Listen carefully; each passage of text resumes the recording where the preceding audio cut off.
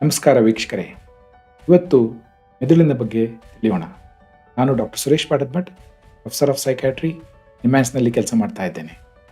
ಯಾಕೆ ನಾವು ಮೆದುಳು ಬಗ್ಗೆ ಇದು ಮೊದಲನೇ ಪ್ರಶ್ನೆ.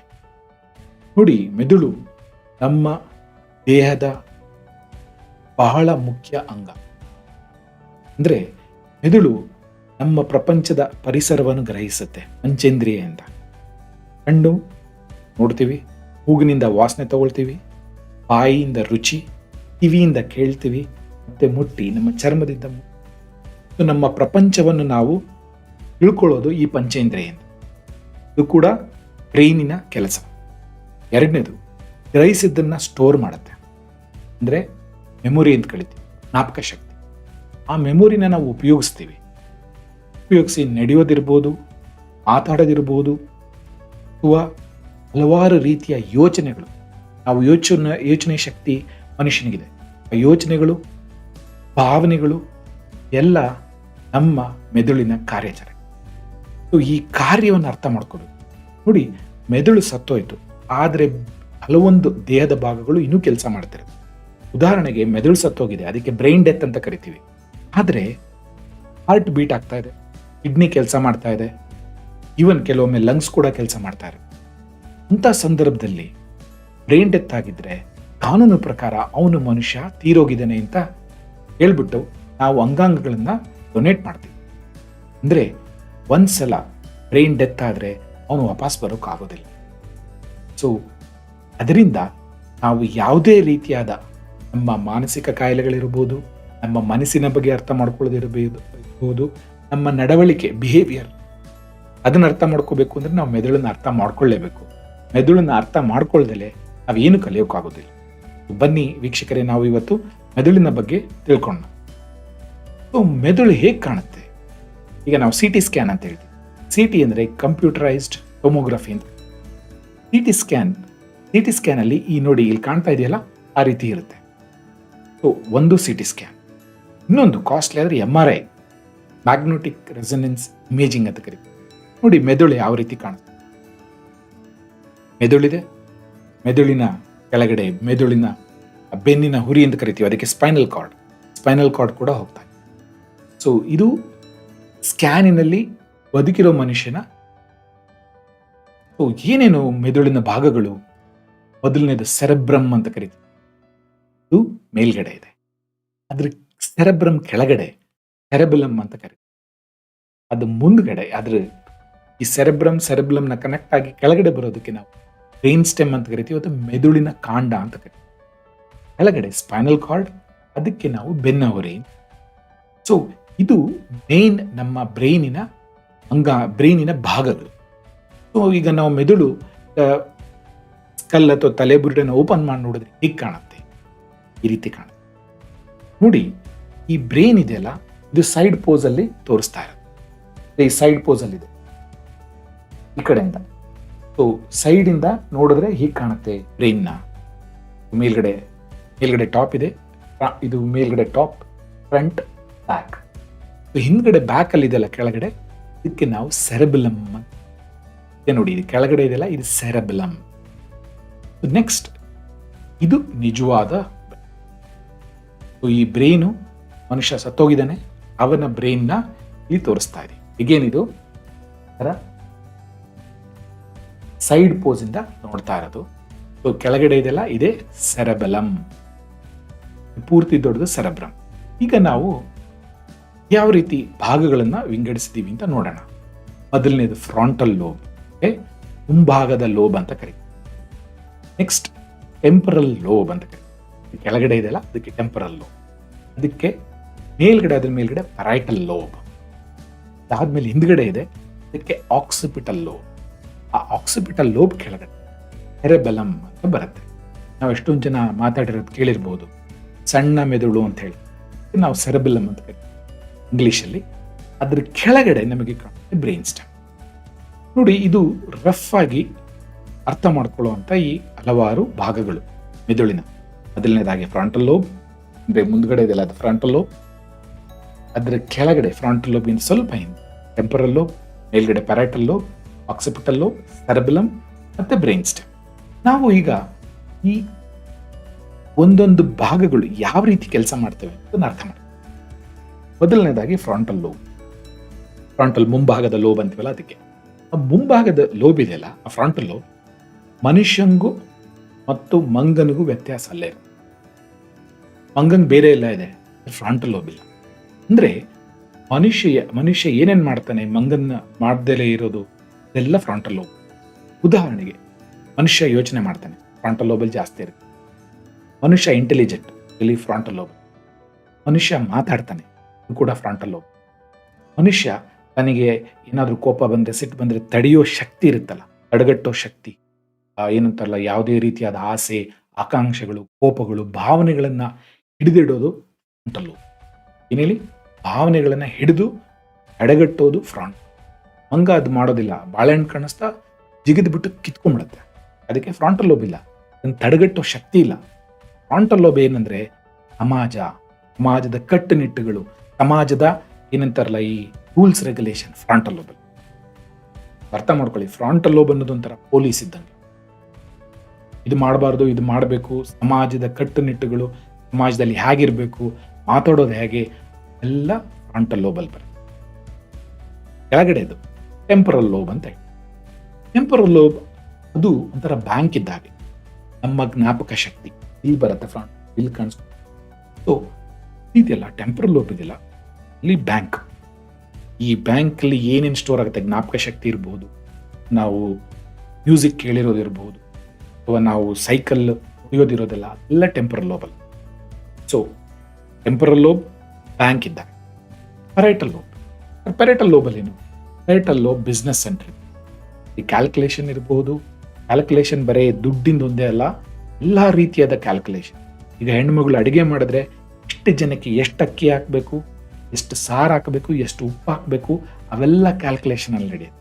ಉದಾಹರಣೆಗೆ ಬೈಕ್ ಸ್ಪೀಡಾಗಿ ಹೋಗಬೇಕು, ಉದಾಹರಣೆಗೆ ಅಲ್ಲಿ ಎದುರುಗಡೆಯಿಂದ ಬಸ್ ಹೋಗ್ತಾ ಇದೆ, ಅದನ್ನು ಓವರ್ಟೇಕ್ ಮಾಡಬೇಕು ಅಂತ ಎಷ್ಟು ಸ್ಪೀಡಲ್ಲಿ ಹೋಗಬೇಕು, ಅದು ಕೂಡ ಪೆರೈಟಲ್ ಲೋಬಲ್ ಕ್ಯಾಲ್ಕುಲೇಷನ್. ನೀವೇನಾದರೂ ತಗೊಂಡು ಒಗಾಸದ್ರಿಂದ ಇಟ್ಕೊಳ್ಳಿ, ಅಲ್ಲಿಗೆ ರೀಚ್ ಆಗಬೇಕು ಅಂದರೆ ಎಷ್ಟು ಜೋರಾಗಿ ಎಷ್ಟು ಗುರಿಯಾಗಿ ಹೊಡಿತೀವಿ ಅನ್ನೋ ಪೆರೈಟಲ್ ಲೋಬಲ್ ಎಲ್ಲ ಕ್ಯಾಲ್ಕುಲೇಷನ್ ಆಗುತ್ತೆ. ಅದು parietal lobe. Parietal ಲೋಬಿನ business centre, calculation, ಬರೆಯೋದಿರಬಹುದು ಅಲ್ಲ, ಕ್ಯಾಲ್ಕುಲೇಷನ್ ಮಾಡೋದು, ಅದೆಲ್ಲ ಪೆರೈಟಲ್ ಲೋಬ್. ಕೊನೆಯದಾಗಿ ಆಕ್ಸಿಪಿಟಲ್ ಲೋಬ್ ಅಂತ ಇದೆ. ಅಲ್ಲಿ ನಾವು ಏನೇನು ನೋಡ್ತೀವಿ ಅಲ್ಲಿ ಗ್ರಹಿಸುತ್ತೆ. ನಾವು ಏನು ಕಣ್ಣಲ್ಲಿ ನೋಡ್ತೀವಲ್ಲ ಅದೆಲ್ಲ ಗ್ರಹಣ ಆಗೋದು ಆಕ್ಸಿಪಿಟಲ್ ಲೋಬ್. ನಾವು ಆ ಆಕ್ಸಿಪಿಟಲ್ ಲೋಬ್ ಕೆಳಗಡೆ ನೋಡಿ ಸೆರೆಬೆಲಮ್ ಅಂತಿದೆ. ಸೆರೆಬೆಲಮ್ ಬ್ಯಾಲೆನ್ಸ್, ಮನುಷ್ಯ ಹೆಂಗ್ ನಡಿಬೇಕು, ಸೈಕಲ್ ಮೇಲೆ ಹೇಗೆ ಬ್ಯಾಲೆನ್ಸ್ ಮಾಡ್ತಾರೆ, ಎಲ್ಲ ಸೆರೆಬೆಲಮ್. ಸೆರೆಬೆಲಮಲ್ಲಿ ಕೂಡ ಮೆಮೊರಿ ಇದೆ ಸ್ವಲ್ಪ ತಕ್ಕ ಮಟ್ಟಿಗೆ. ಸೊ ಇದು ಕ್ರಾಸ್ ಆಗಿ ನಾವು ಅರ್ಥ ಮಾಡ್ತೀವಿ. ಅದ್ರ ಕೆಳಗಡೆ ಬ್ರೈನ್ ಸ್ಟೆಮ್, ಮೆದುಳಿನ ಕಾಂಡ ಅಂತ ಕರೀತೀವಿ. ಈ ಬ್ರೈನ್ ಸ್ಟೆಮ್ ಇದೆಲ್ಲ, ಇದು ಹಳೆಯ ಒಂದು ಏನಂತಾರಲ್ಲ, ನಮ್ಮ ಜೀವನ ಎವಲ್ಯೂಷನ್ ಆದಾಗ ಬ್ರೈನ್ ಯಾವಾಗ ಫಾರ್ಮ್ ಆಗಿತ್ತೋ ಅದು ಬ್ರೈನ್ ಸ್ಟೆಮ್. ನಾ ಏನು ಹೇಳಿದೆ, ಮಂಗಂಗೆ ಮನುಷ್ಯನಿಗೆ ವ್ಯತ್ಯಾಸ ಫ್ರಂಟಲ್ ಲೋಬಲ್ಲಿದೆ. ಅಂದರೆ ಯಾವುದು ಹೊಸದಾಗಿರೋದು ಫ್ರಂಟಲ್ ಲೋಬ್ ಇಲ್ಲ, ಅದು ಹೊಸದಾಗಿರೋದು. ಹಳೇದು ಯಾವುದು? Brain stem. ಬ್ರೈನ್ ಸ್ಟೆಮ್ ಎಲ್ಲ ಪ್ರಾಣಿಗಳಲ್ಲಿದೆ. ಅಲ್ಲಿ ಅಂದರೆ ಇದು ಜೀವನಕ್ಕೆ ಬೇಕಾಗಿರೋ ಎಲ್ಲ ಕಾರ್ಯವನ್ನು ನಿರ್ವಹಣೆ ಬ್ರೈನ್ ಸ್ಟೆಮ್ ಅಲ್ಲಿ ಆಗುತ್ತೆ. ಅದು ಯಾವುದು? ಹಾರ್ಟ್ ಬೀಟ್ ಇರುತ್ತಲ್ಲ, ಅದು ಹಾರ್ಟ್ ಬೀಟಿಗೆ ನೀವೇನಾದ್ರೂ ಹೇಳ್ತೀರಿ, ಇಲ್ಲ ಅದಷ್ಟೇ ಬಡ್ಕೊಳ್ಳುತ್ತೆ. ಅದು ಹೆಂಗೆ ಬಡ್ಕೊಳ್ಳುತ್ತೆ? ನಮ್ಮ ಬ್ರೈನ್ ಯಾವ ರೀತಿ ಗ್ರಹಿಸತ್ತೆ ಆ ರೀತಿ. ಉದಾಹರಣೆಗೆ ಅಲ್ಲೇನೋ ಅಳ್ರು ಬಂದರು, ಭಯ ಆಯಿತು, ಇದೇ ಡಬಡ ಏನಕ್ಕೆ ಓಡೋಗ್ಬೇಕಾ ಅಥವಾ ಅಲ್ಲೇ ಇರಬೇಕಾ? ಅಂದರೆ ಅದು ಹಾರ್ಟ್ ಜೋರಾಗಿ ಓಡ್ಕೊಳ್ತು ಅಂತಂದರೆ ರಕ್ತ ಎಲ್ಲ ಕಡೆ ಸಪ್ಲೈ ಆಗುತ್ತೆ. ರಕ್ತ ಸಪ್ಲೈ ಆದರೆ ರಕ್ತದ ಜೊತೆಗೆ ಆಕ್ಸಿಜನ್ ಹೋಗುತ್ತೆ, ಗ್ಲುಕೋಸ್ ಹೋಗುತ್ತೆ. ಅಂದರೆ ನಾವು ಓಡೋಗೋದಕ್ಕೆ ಅಥವಾ ಒಡೆದಾಟಕ್ಕೆ ರೆಡಿ ಮಾಡುತ್ತೆ.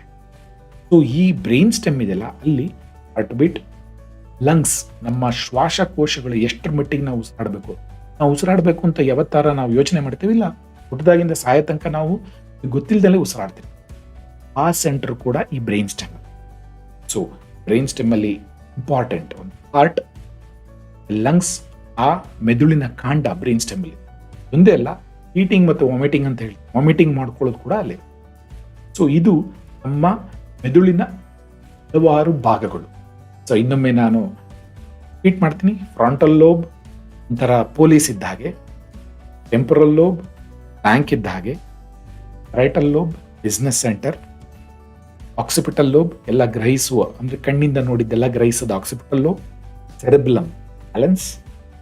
ಬ್ರೈನ್ ಸ್ಟೆಮ್ ಇಂಪಾರ್ಟೆಂಟ್ ಫಂಕ್ಷನ್ ಏನೇನು? ಹಾರ್ಟ್, ಲಂಗ್ಸ್, ವಾಮಿಟಿಂಗ್ ಸೆಂಟರ್ ಅಂತ. ಏನಕ್ಕೆ ವಾಮಿಟಿಂಗ್ ಸೆಂಟರ್? ಬ್ರೈನ್ ಸ್ಟೆಮ್ಮಿಗೆ ತೊಂದರೆ ಆದರೆ ವಾಮಿಟಿಂಗ್ ಸ್ಟಾರ್ಟ್ ಆಗುತ್ತೆ. ಅದರಿಂದ ನಮಗೆ ಗೊತ್ತಾಗತ್ತೆ ಹೌದು ಬ್ರೈನಲ್ಲಿ ತೊಂದರೆ ಆಗ್ತಾ ಇದೆ, ಎಸ್ಪೆಷಲಿ ಮೆದುಳಿನ ಕಾಂಡದಲ್ಲಿ. ಸೊ ಇದು ನಮ್ಮ ಅರ್ಥ ಆಗುವ ರೀತಿ ಕೆಲವೊಂದು ಭಾಗಗಳು. ಮುಂದೆ ನೋಡೋಣ ವೀಕ್ಷಕರೇ. ಈಗ ನೋಡಿ, ಇದು ಮೆದುಳು ಯಾವ ರೀತಿ ಕಾಣುತ್ತೆ. ಮೇಲ್ಗಡೆದ ಸೆರೆಬ್ರಮ್, ಕೆಳಗಡೆ ಸೆರೆಬಲಮ್, ಮೆದುಳಿನ ಕಾಂಡ ಬ್ರೈನ್ ಸ್ಟೆಮ್. ಆ ಬ್ರೈನ್ ಸ್ಟೆಮ್ ಮುಂದೆ ಕೆಳಗಡೆ ಹೋಗಿ ಸ್ಪೈನಲ್ ಕಾರ್ಡ್ ಅಂತ, ಸ್ಪೈನಲ್ ಕಾರ್ಡ್ ಕೆಳಗಡೆ ಹೋಗ್ತದೆ. ಅಂದ್ರೆ ನರಕೋಶಗಳೆಲ್ಲ ಸೇರಿ ಅದು ಹುರಿಯಾಗಿ ಕೆಳಗಡೆ ಬರುತ್ತಲ್ಲ, ನಾವು ಬೆನ್ನಿನ ಹುರಿ ಅಂತ ಕರಿತೀವಿ, ಬೆನ್ನು ಹುರಿ ಅಂತ ಕರೀತೀವಿ, ಸ್ಪೈನಲ್ ಕಾರ್ಡ್ ಅಂತ ಕರೀತೀವಿ. ಸೊ ಇದು ನಿಮಗೆ ಅರ್ಥ ಆಗಿದೆ. ನೆಕ್ಸ್ಟ್, ಈ ಬ್ರೈನ್ ಸ್ಟೆಮ್ ಅಂದ್ರೆ ಏನು ನೋಡಿ. ಆ ಮಾರ್ಕ್ ಮಾಡಿದೀನಲ್ಲ ಅದೇ ಬ್ರೈನ್, ಅಲ್ಲಿ ಕಾಣುತ್ತೆ ನೋಡಿ, ಅದೇ ಬ್ರೈನ್ ಸ್ಟೆಮ್. ಬ್ರೈನ್ ಸ್ಟೆಮ್ ಅಲ್ಲಿ ಹೇಳಿದ್ನಲ್ಲ ಏನೇನು ಅಂತಂದ್ಬಿಟ್ಟು, ಹಾರ್ಟ್, ಲಂಗ್ಸ್, ವಾಮಿಟಿಂಗ್ ಸೆಂಟರ್, ವಾಂತಿ ಆಗೋ ಸೆಂಟರ್. ಇದಿಲ್ಲಿಂದ ಕೆಳಗಡೆ ಹೋದಲ್ಲ ಸ್ಪೈನಲ್ ಕಾರ್ಡ್. ಅದು ನೀವು ಅರ್ಥ ಮಾಡಿ.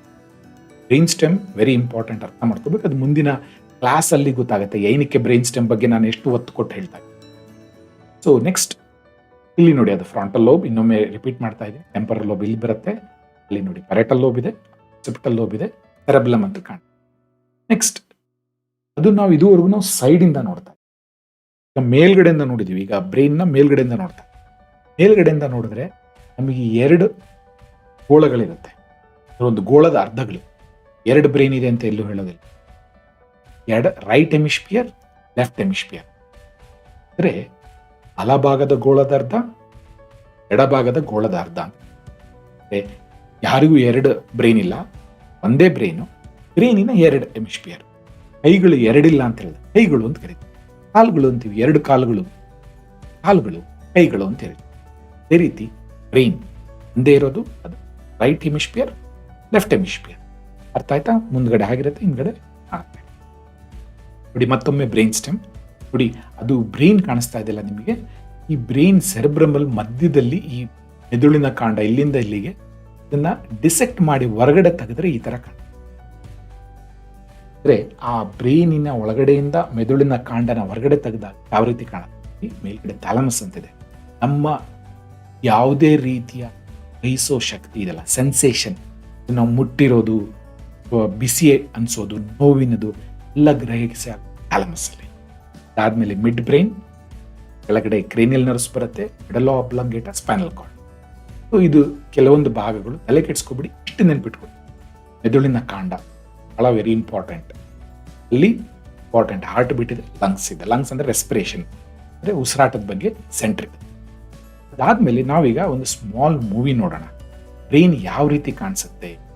ಈಗ ನಾವು ಒಂದು ಸಣ್ಣ ಅನಿಮೇಷನ್ ನೋಡೋಣ, ಬ್ರೈನಿನ ಹಲವಾರು ಭಾಗಗಳ ಬಗ್ಗೆ ಈಗ ಮತ್ತೆ ಡಿಸ್ಕಸ್ ಮಾಡೋಣ.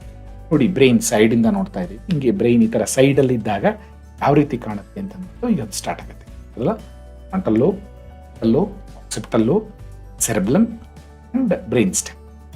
ನಾವೀಗ ಅದನ್ನೀಗ ಬ್ರೈನ್ ಮಧ್ಯದಲ್ಲಿ, ಅಂದ್ರೆ ಬ್ರೈನ್ ಸೈಡ್ ಇಂದ ನೋಡಿದ್ವಿ. ಈಗ ಮಧ್ಯದಲ್ಲಿ ಆ 2 ಭಾಗವನ್ನು ಮಾಡಿದಾಗ ನೋಡಿದಾಗ ಮಧ್ಯದಲ್ಲಿ ಈ ತರ ಕಾಣುತ್ತೆ. ಮಧ್ಯದಲ್ಲಿ ಅಲ್ಲಿ ವೆಂಟ್ರಿಕಲ್ಸ್ ಅಂತ ಕಾಣುತ್ತೆ, ಉಳಿದಿದ್ದೆಲ್ಲ ಭಾಗ ಸೇಮ್ ಇರುತ್ತೆ. ಈಗ ನಾವು ಬ್ರೈನ್ ನ ಮೇಲ್ಗಡೆಯಿಂದ ನೋಡೋಣ. ಈಗ ನಾವು ಬ್ರೈನ್ ನ ರೊಟೇಟ್ ಮಾಡ್ತಾ ಇದೀವಿ ಮೇಲ್ಗಡೆಯಿಂದ. ಆದ್ರೆ ಟಾಪ್ ವ್ಯೂ ಮೇಲ್ಗಡೆಯಿಂದ ನೋಡಿದ್ರೆ ಯಾವ ರೀತಿ? ಸೊ ಮೇಲ್ಗಡೆಯಿಂದ ನೋಡಿದ್ರೆ top view of the brain.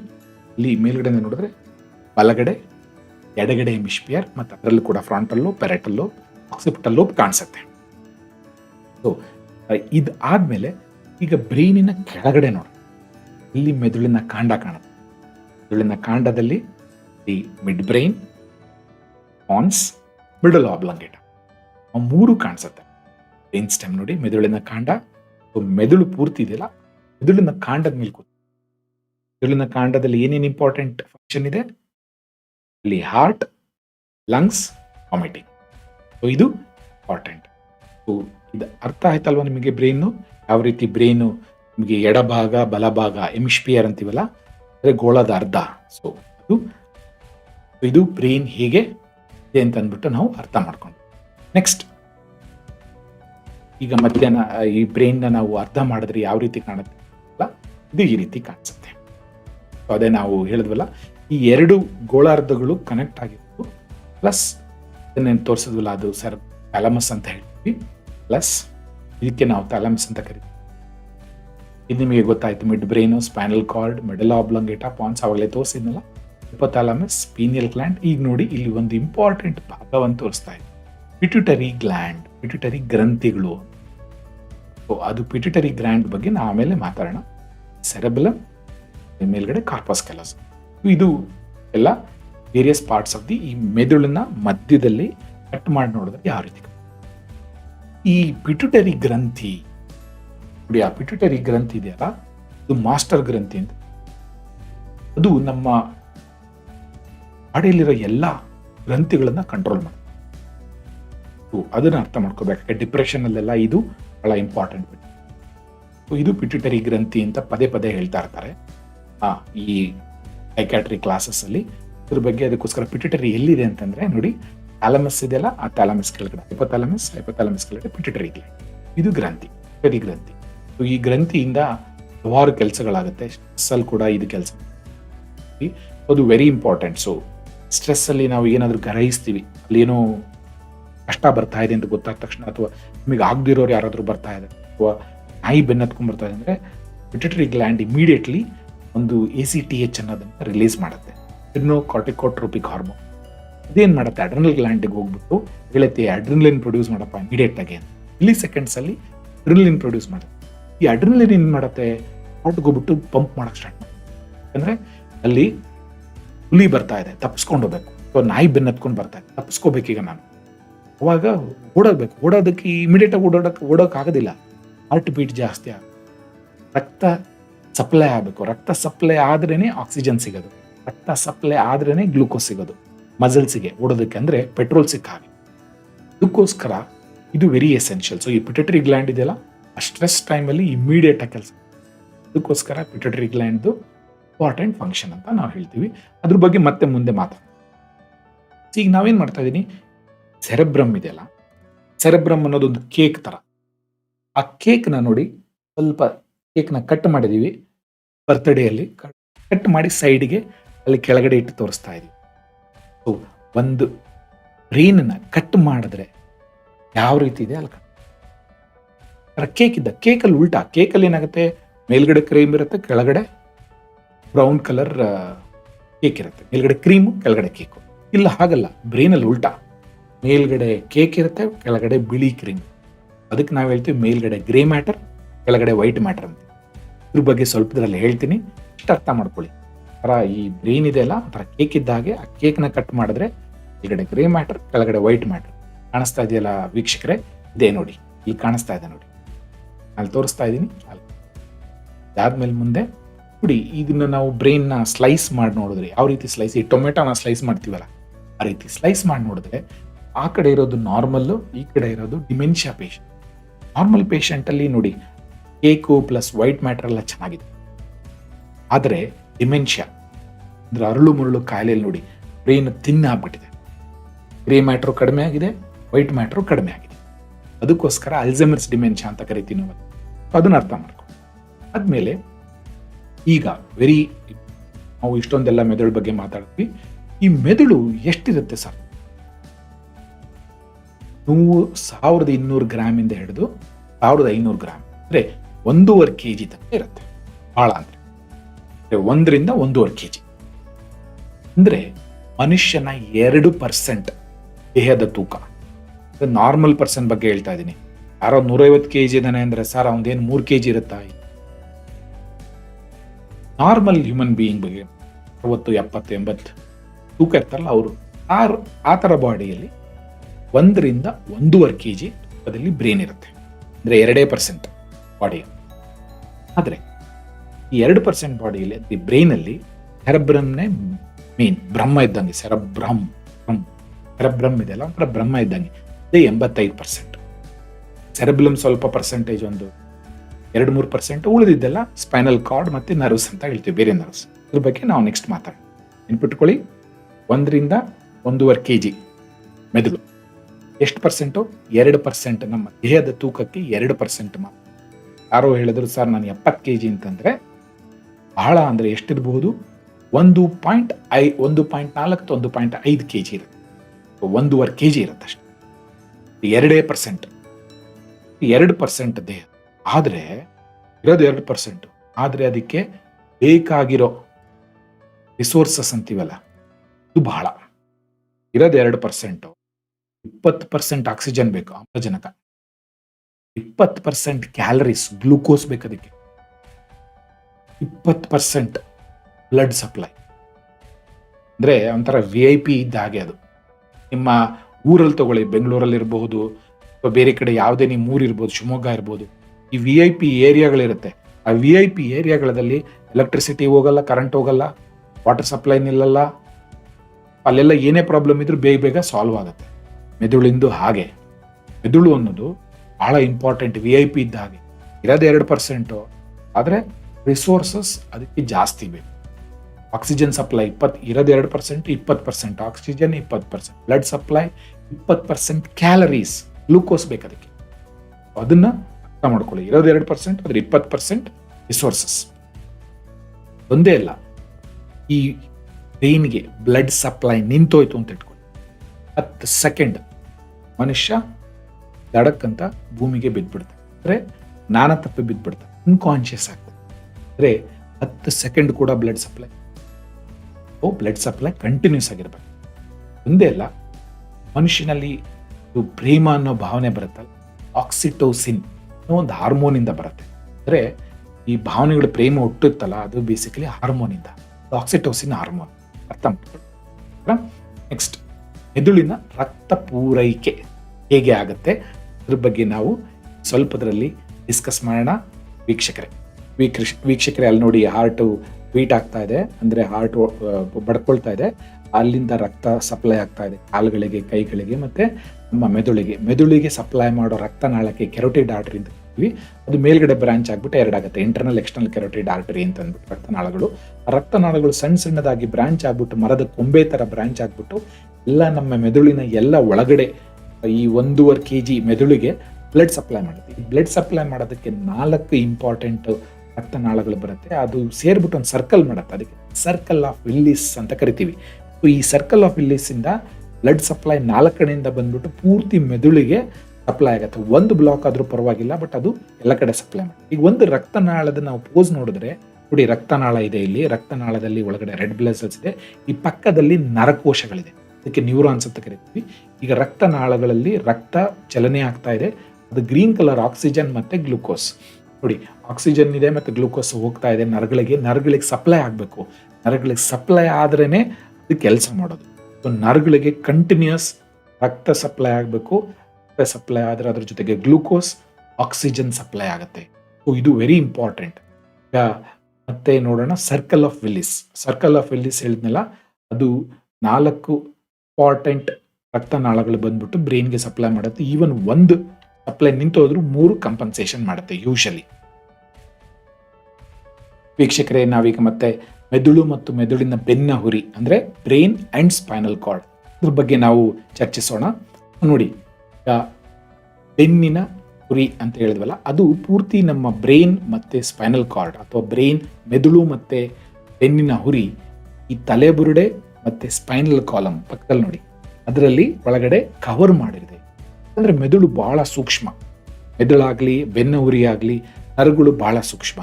ಇದನ್ನ ಪ್ರೊಟೆಕ್ಟ್ ಮಾಡ್ಬೇಕು. ಪ್ರೊಟೆಕ್ಟ್ ಮಾಡೋದಕ್ಕೋಸ್ಕರ ದೇವ್ರೇನ್ ಮಾಡಿದ್ದೀನಿ, ಕಲ್ ಕೊಟ್ಟಿನೇ ತಲೆಬುರುಡೆ ಗಟ್ಟಿದಾಗಿದೆ. ಅದೇ ರೀತಿ ಬೆನ್ನಿನ ಮೂಳೆ, ಸ್ಪೈನಲ್ ಕಾರ್ಡ್ ಅಂತ ಕರೀತೀವಿ, ಸ್ಪೈನಲ್ ವರ್ಟಿಬ್ರೆ ಅಂತ ಕರೀತೀವಿ. ಆ ಸ್ಪೈನಲ್ ವರ್ಟಿಬ್ರೆಯಲ್ಲಿ ಸ್ಪೈನಲ್ ಕಾರ್ಡ್ ಇರುತ್ತೆ. ಈ ನಮ್ಮ ಬೆನ್ನಿನ ಎಲುಬು ಅಂತೀವಲ್ಲ, ಅದು ನೋಡಿ, ಸರ್ವೈಕಲ್ ಫಸ್ಟ್ ಮೇಲ್ಗಡೆ ಸರ್ವೈಕಲ್, ಅದಾದ್ಮೇಲೆ ಥೊರಾಸಿಕ್, 7 ಇಂಡಿವಿಜುವಲ್ ಸರ್ವೈಕಲ್ ಬೋನ್ಸ್ ಇರುತ್ತೆ. ಆ ಸರ್ವೈಕಲ್ಸ್ ಆದ್ಮೇಲೆ ಥೊರಾಸಿಕ್ ಬೋನ್ ಅಂತೀವಿ, 12 ಇರುತ್ತೆ. ಲಂಬಾರ್ ಅಂತ ಇರುತ್ತೆ ಕೆಳಗಡೆ, ಅದಾದ್ಮೇಲೆ ಸ್ಯಾಕ್ರಮ್, ಕಾಕ್ಸಿಜನ್. ಈ ತರ ಹಲವಾರು ಬೆನ್ನಿನ ಒಂದೊಂದು ಮೂಳೆ ಮಾಡ್ಬಿಟ್ಟು ಅದು ಒಂದ್ರ ಮೇಲೆ ಒಂದು ಕೂತ್ಕೊಂಡಿರುತ್ತೆ. ಸೊ ಅದಕ್ಕೆ ನಾವು ಮೂವ್ಮೆಂಟ್ ಮಾಡೋದು, ಇಲ್ಲ ಅಂದ್ರೆ ಮೂವ್ಮೆಂಟೇ ಆಗೋದಿಲ್ಲ. ಅದಾದ್ಮೇಲೆ ಸ್ಕಲ್ ಒಳಗೆ ಬ್ರೈನ್ ಇರುತ್ತೆ. ನೋಡಿ, ಬೆನ್ನಿನ ಮೂಳೆ ಹಿಂಗೆ ಕಾಣುತ್ತೆ, ಅದರಲ್ಲಿ ಸ್ಪೈನಲ್ ಕಾರ್ಡ್. ಅದು ಹೇಗೆ ನೋಡಿ, ಇದು ಮೆದುಳಿನ ಕೆಳಗಡೆ ಬಂದಿದೆ, ಅದು ಸ್ಪೈನಲ್ ಕಾರ್ಡ್. ಅಂದರೆ ಮೆದುಳಲ್ಲಿರೋ ಎಲ್ಲ ನರಕೋಶಗಳು ಸೇರಿಬಿಟ್ಟು ಸ್ಪೈನಲ್ ಕಾರ್ಡಲ್ಲಾಗಿ ಬರುತ್ತೆ. ಇದೇ ರೀತಿ ನೋಡಿ, ಇದನ್ನ ದೇವರು ತಲೆಬುರುಡೆ ಮತ್ತೆ ಬೆನ್ನಿನ ಮೂಳೆ ಅದರೊಳಗೆ ಪ್ಯಾಕ್ ಮಾಡಿರ್ತಾರೆ. ಇದು ಪ್ಯಾಕ್ ಆಗಬೇಕು, ಇಲ್ಲ ಅಂತಂದ್ರೆ ನೋಡಿ ಸ್ಕಲ್ಲಿಗೆ ಜೋರಾಗಿ ಹೊಡ್ತಾ ಬಿತ್ತು, ಸ್ಕಲ್ ಬ್ರೇಕ್ ಆಯ್ತು ಅಂದ್ರೆ ಪೆಟ್ಟು ಬಲವಾಗಿ ಬಿದ್ದಿರುತ್ತೆ ಅಂತ ಅರ್ಥ, ಅವಾಗ ಬ್ರೈನ್ಗೆ ಹೊಡ್ತಾ ಬೀಳುತ್ತೆ.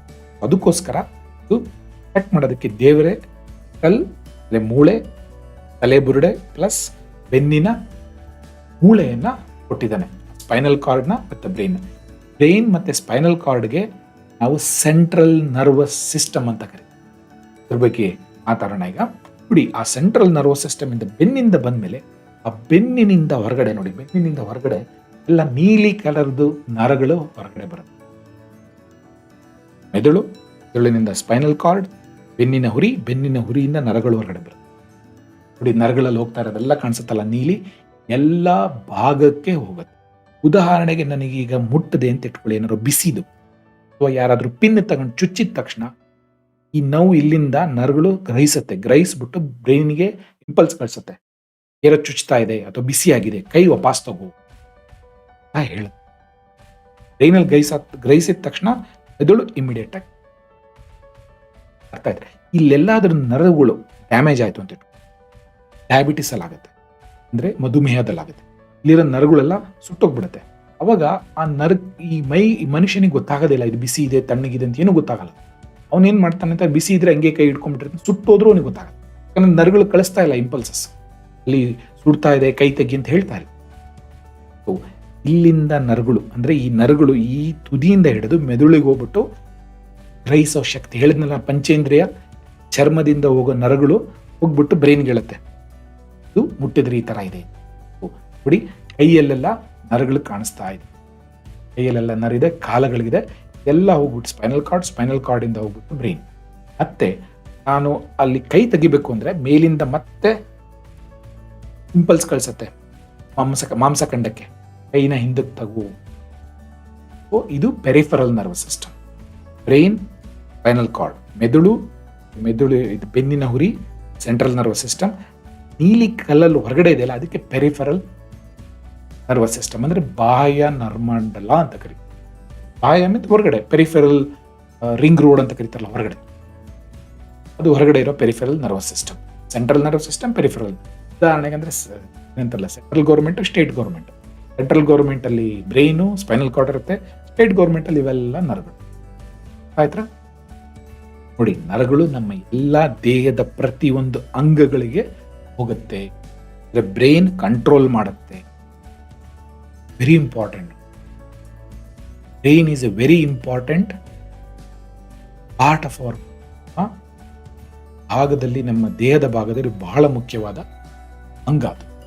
ಈಗ ನೆಕ್ಸ್ಟ್ ಈ ಬ್ರೈನ್ ನೋಡಿ, ಬ್ರೈನ್ ಇದೆ, ಬ್ರೈನಿಂದ ಸ್ಪೈನಲ್ ಕಾರ್ಡ್ ಬಂದಿದೆ, ನರಗಳು ಹೋಗ್ತಾ ಇದಾವೆ.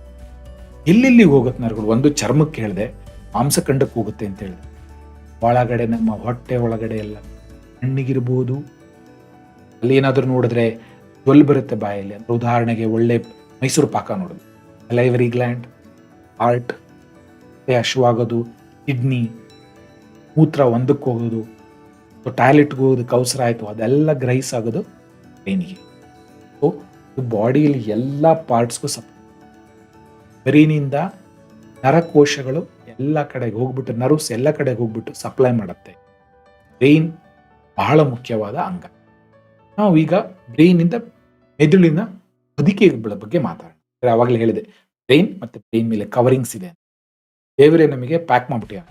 ಉದಾಹರಣೆಗೆ ಅಮೆಝಾನ್ ಅಥವಾ ನಾವು ಫ್ಲಿಪ್ಕಾರ್ಟ್ ಅಲ್ಲಿ ತಂದ್ರೆ ಎಲ್ಲ ಪ್ಯಾಕ್ ಮಾಡ್ತಾ ಇರ್ತಾರಲ್ಲ, ರೀತಿ ದೇವರೇ ಪ್ಯಾಕ್ ಮಾಡಿ ಕಳಿಸಿ. ಅದು ಪ್ಯಾಕಿನ ಬಗ್ಗೆ ಮಾತಾಡ. ನೋಡಿ, ಅಲ್ಲಿ ಬ್ರೈನ್ ಇದೆ, ಮೆದುಳಿನ ಮೇಲ್ಗಡೆ ಕವರಿಂಗ್ಸ್ ಇದೆ. ಮೊದಲನೇ ಕವರಿಂಗ್ ಚರ್ಮ ಆದಮೇಲೆ ಮಾಂಸಖಂಡ ತಲೆಬುರುಡೆ ಸ್ಕಲ್, ಚರ್ಮ, ಮಾಂಸದ ಖಂಡ, ಆಮೇಲೆ ತಲೆಬುರುಡೆ ಸ್ಕಲ್ ಆದ್ಮೇಲೆ 4 ಇಂಪಾರ್ಟೆಂಟ್ ಲೇಯರ್ಸ್ ಬರುತ್ತೆ. ನೋಡಿ, ಇದು ಇಂಪಾರ್ಟೆಂಟ್ ಏನಂತಾರಲ್ಲ, ಕವರಿಂಗ್ ಬಗ್ಗೆ ಅರ್ಥ ಮಾಡ್ಕೊಳ್ಳಿ. ನಾವು ಬ್ರೈನ್ ಕಡೆಯಿಂದ ಸ್ಟಾರ್ಟ್ ಮಾಡಿ. ಬ್ರೈನ್ ಅಲ್ಲಿ ಇಮಿಡಿಯೇಟ್ ಆಗಿ ಬ್ರೈನ್ ಆದ ತಕ್ಷಣ ಪಿಯಾ ಮ್ಯಾಟರ್ ಅಂತ ಬರುತ್ತೆ. ಪಿಯಾ ಮ್ಯಾಟರ್ ಅಂದ್ರೆ ಒಂದು ಪ್ಲಾಸ್ಟಿಕ್ ಕವರ್ ಇದ್ದಂಗ. ಪಿಯಾ ಮ್ಯಾಟರ್ ಇಂದ ಮೇಲ್ಗಡೆ ಬಬಲ್ ರ್ಯಾಪ್ ಅಂತ ಕರೀತೀವಿ. ಇದು ಅರ್ಕನಾಯ್ಡ್ ಲೇಯರ್ ಅಂತ ಕರಿತೀವಿ.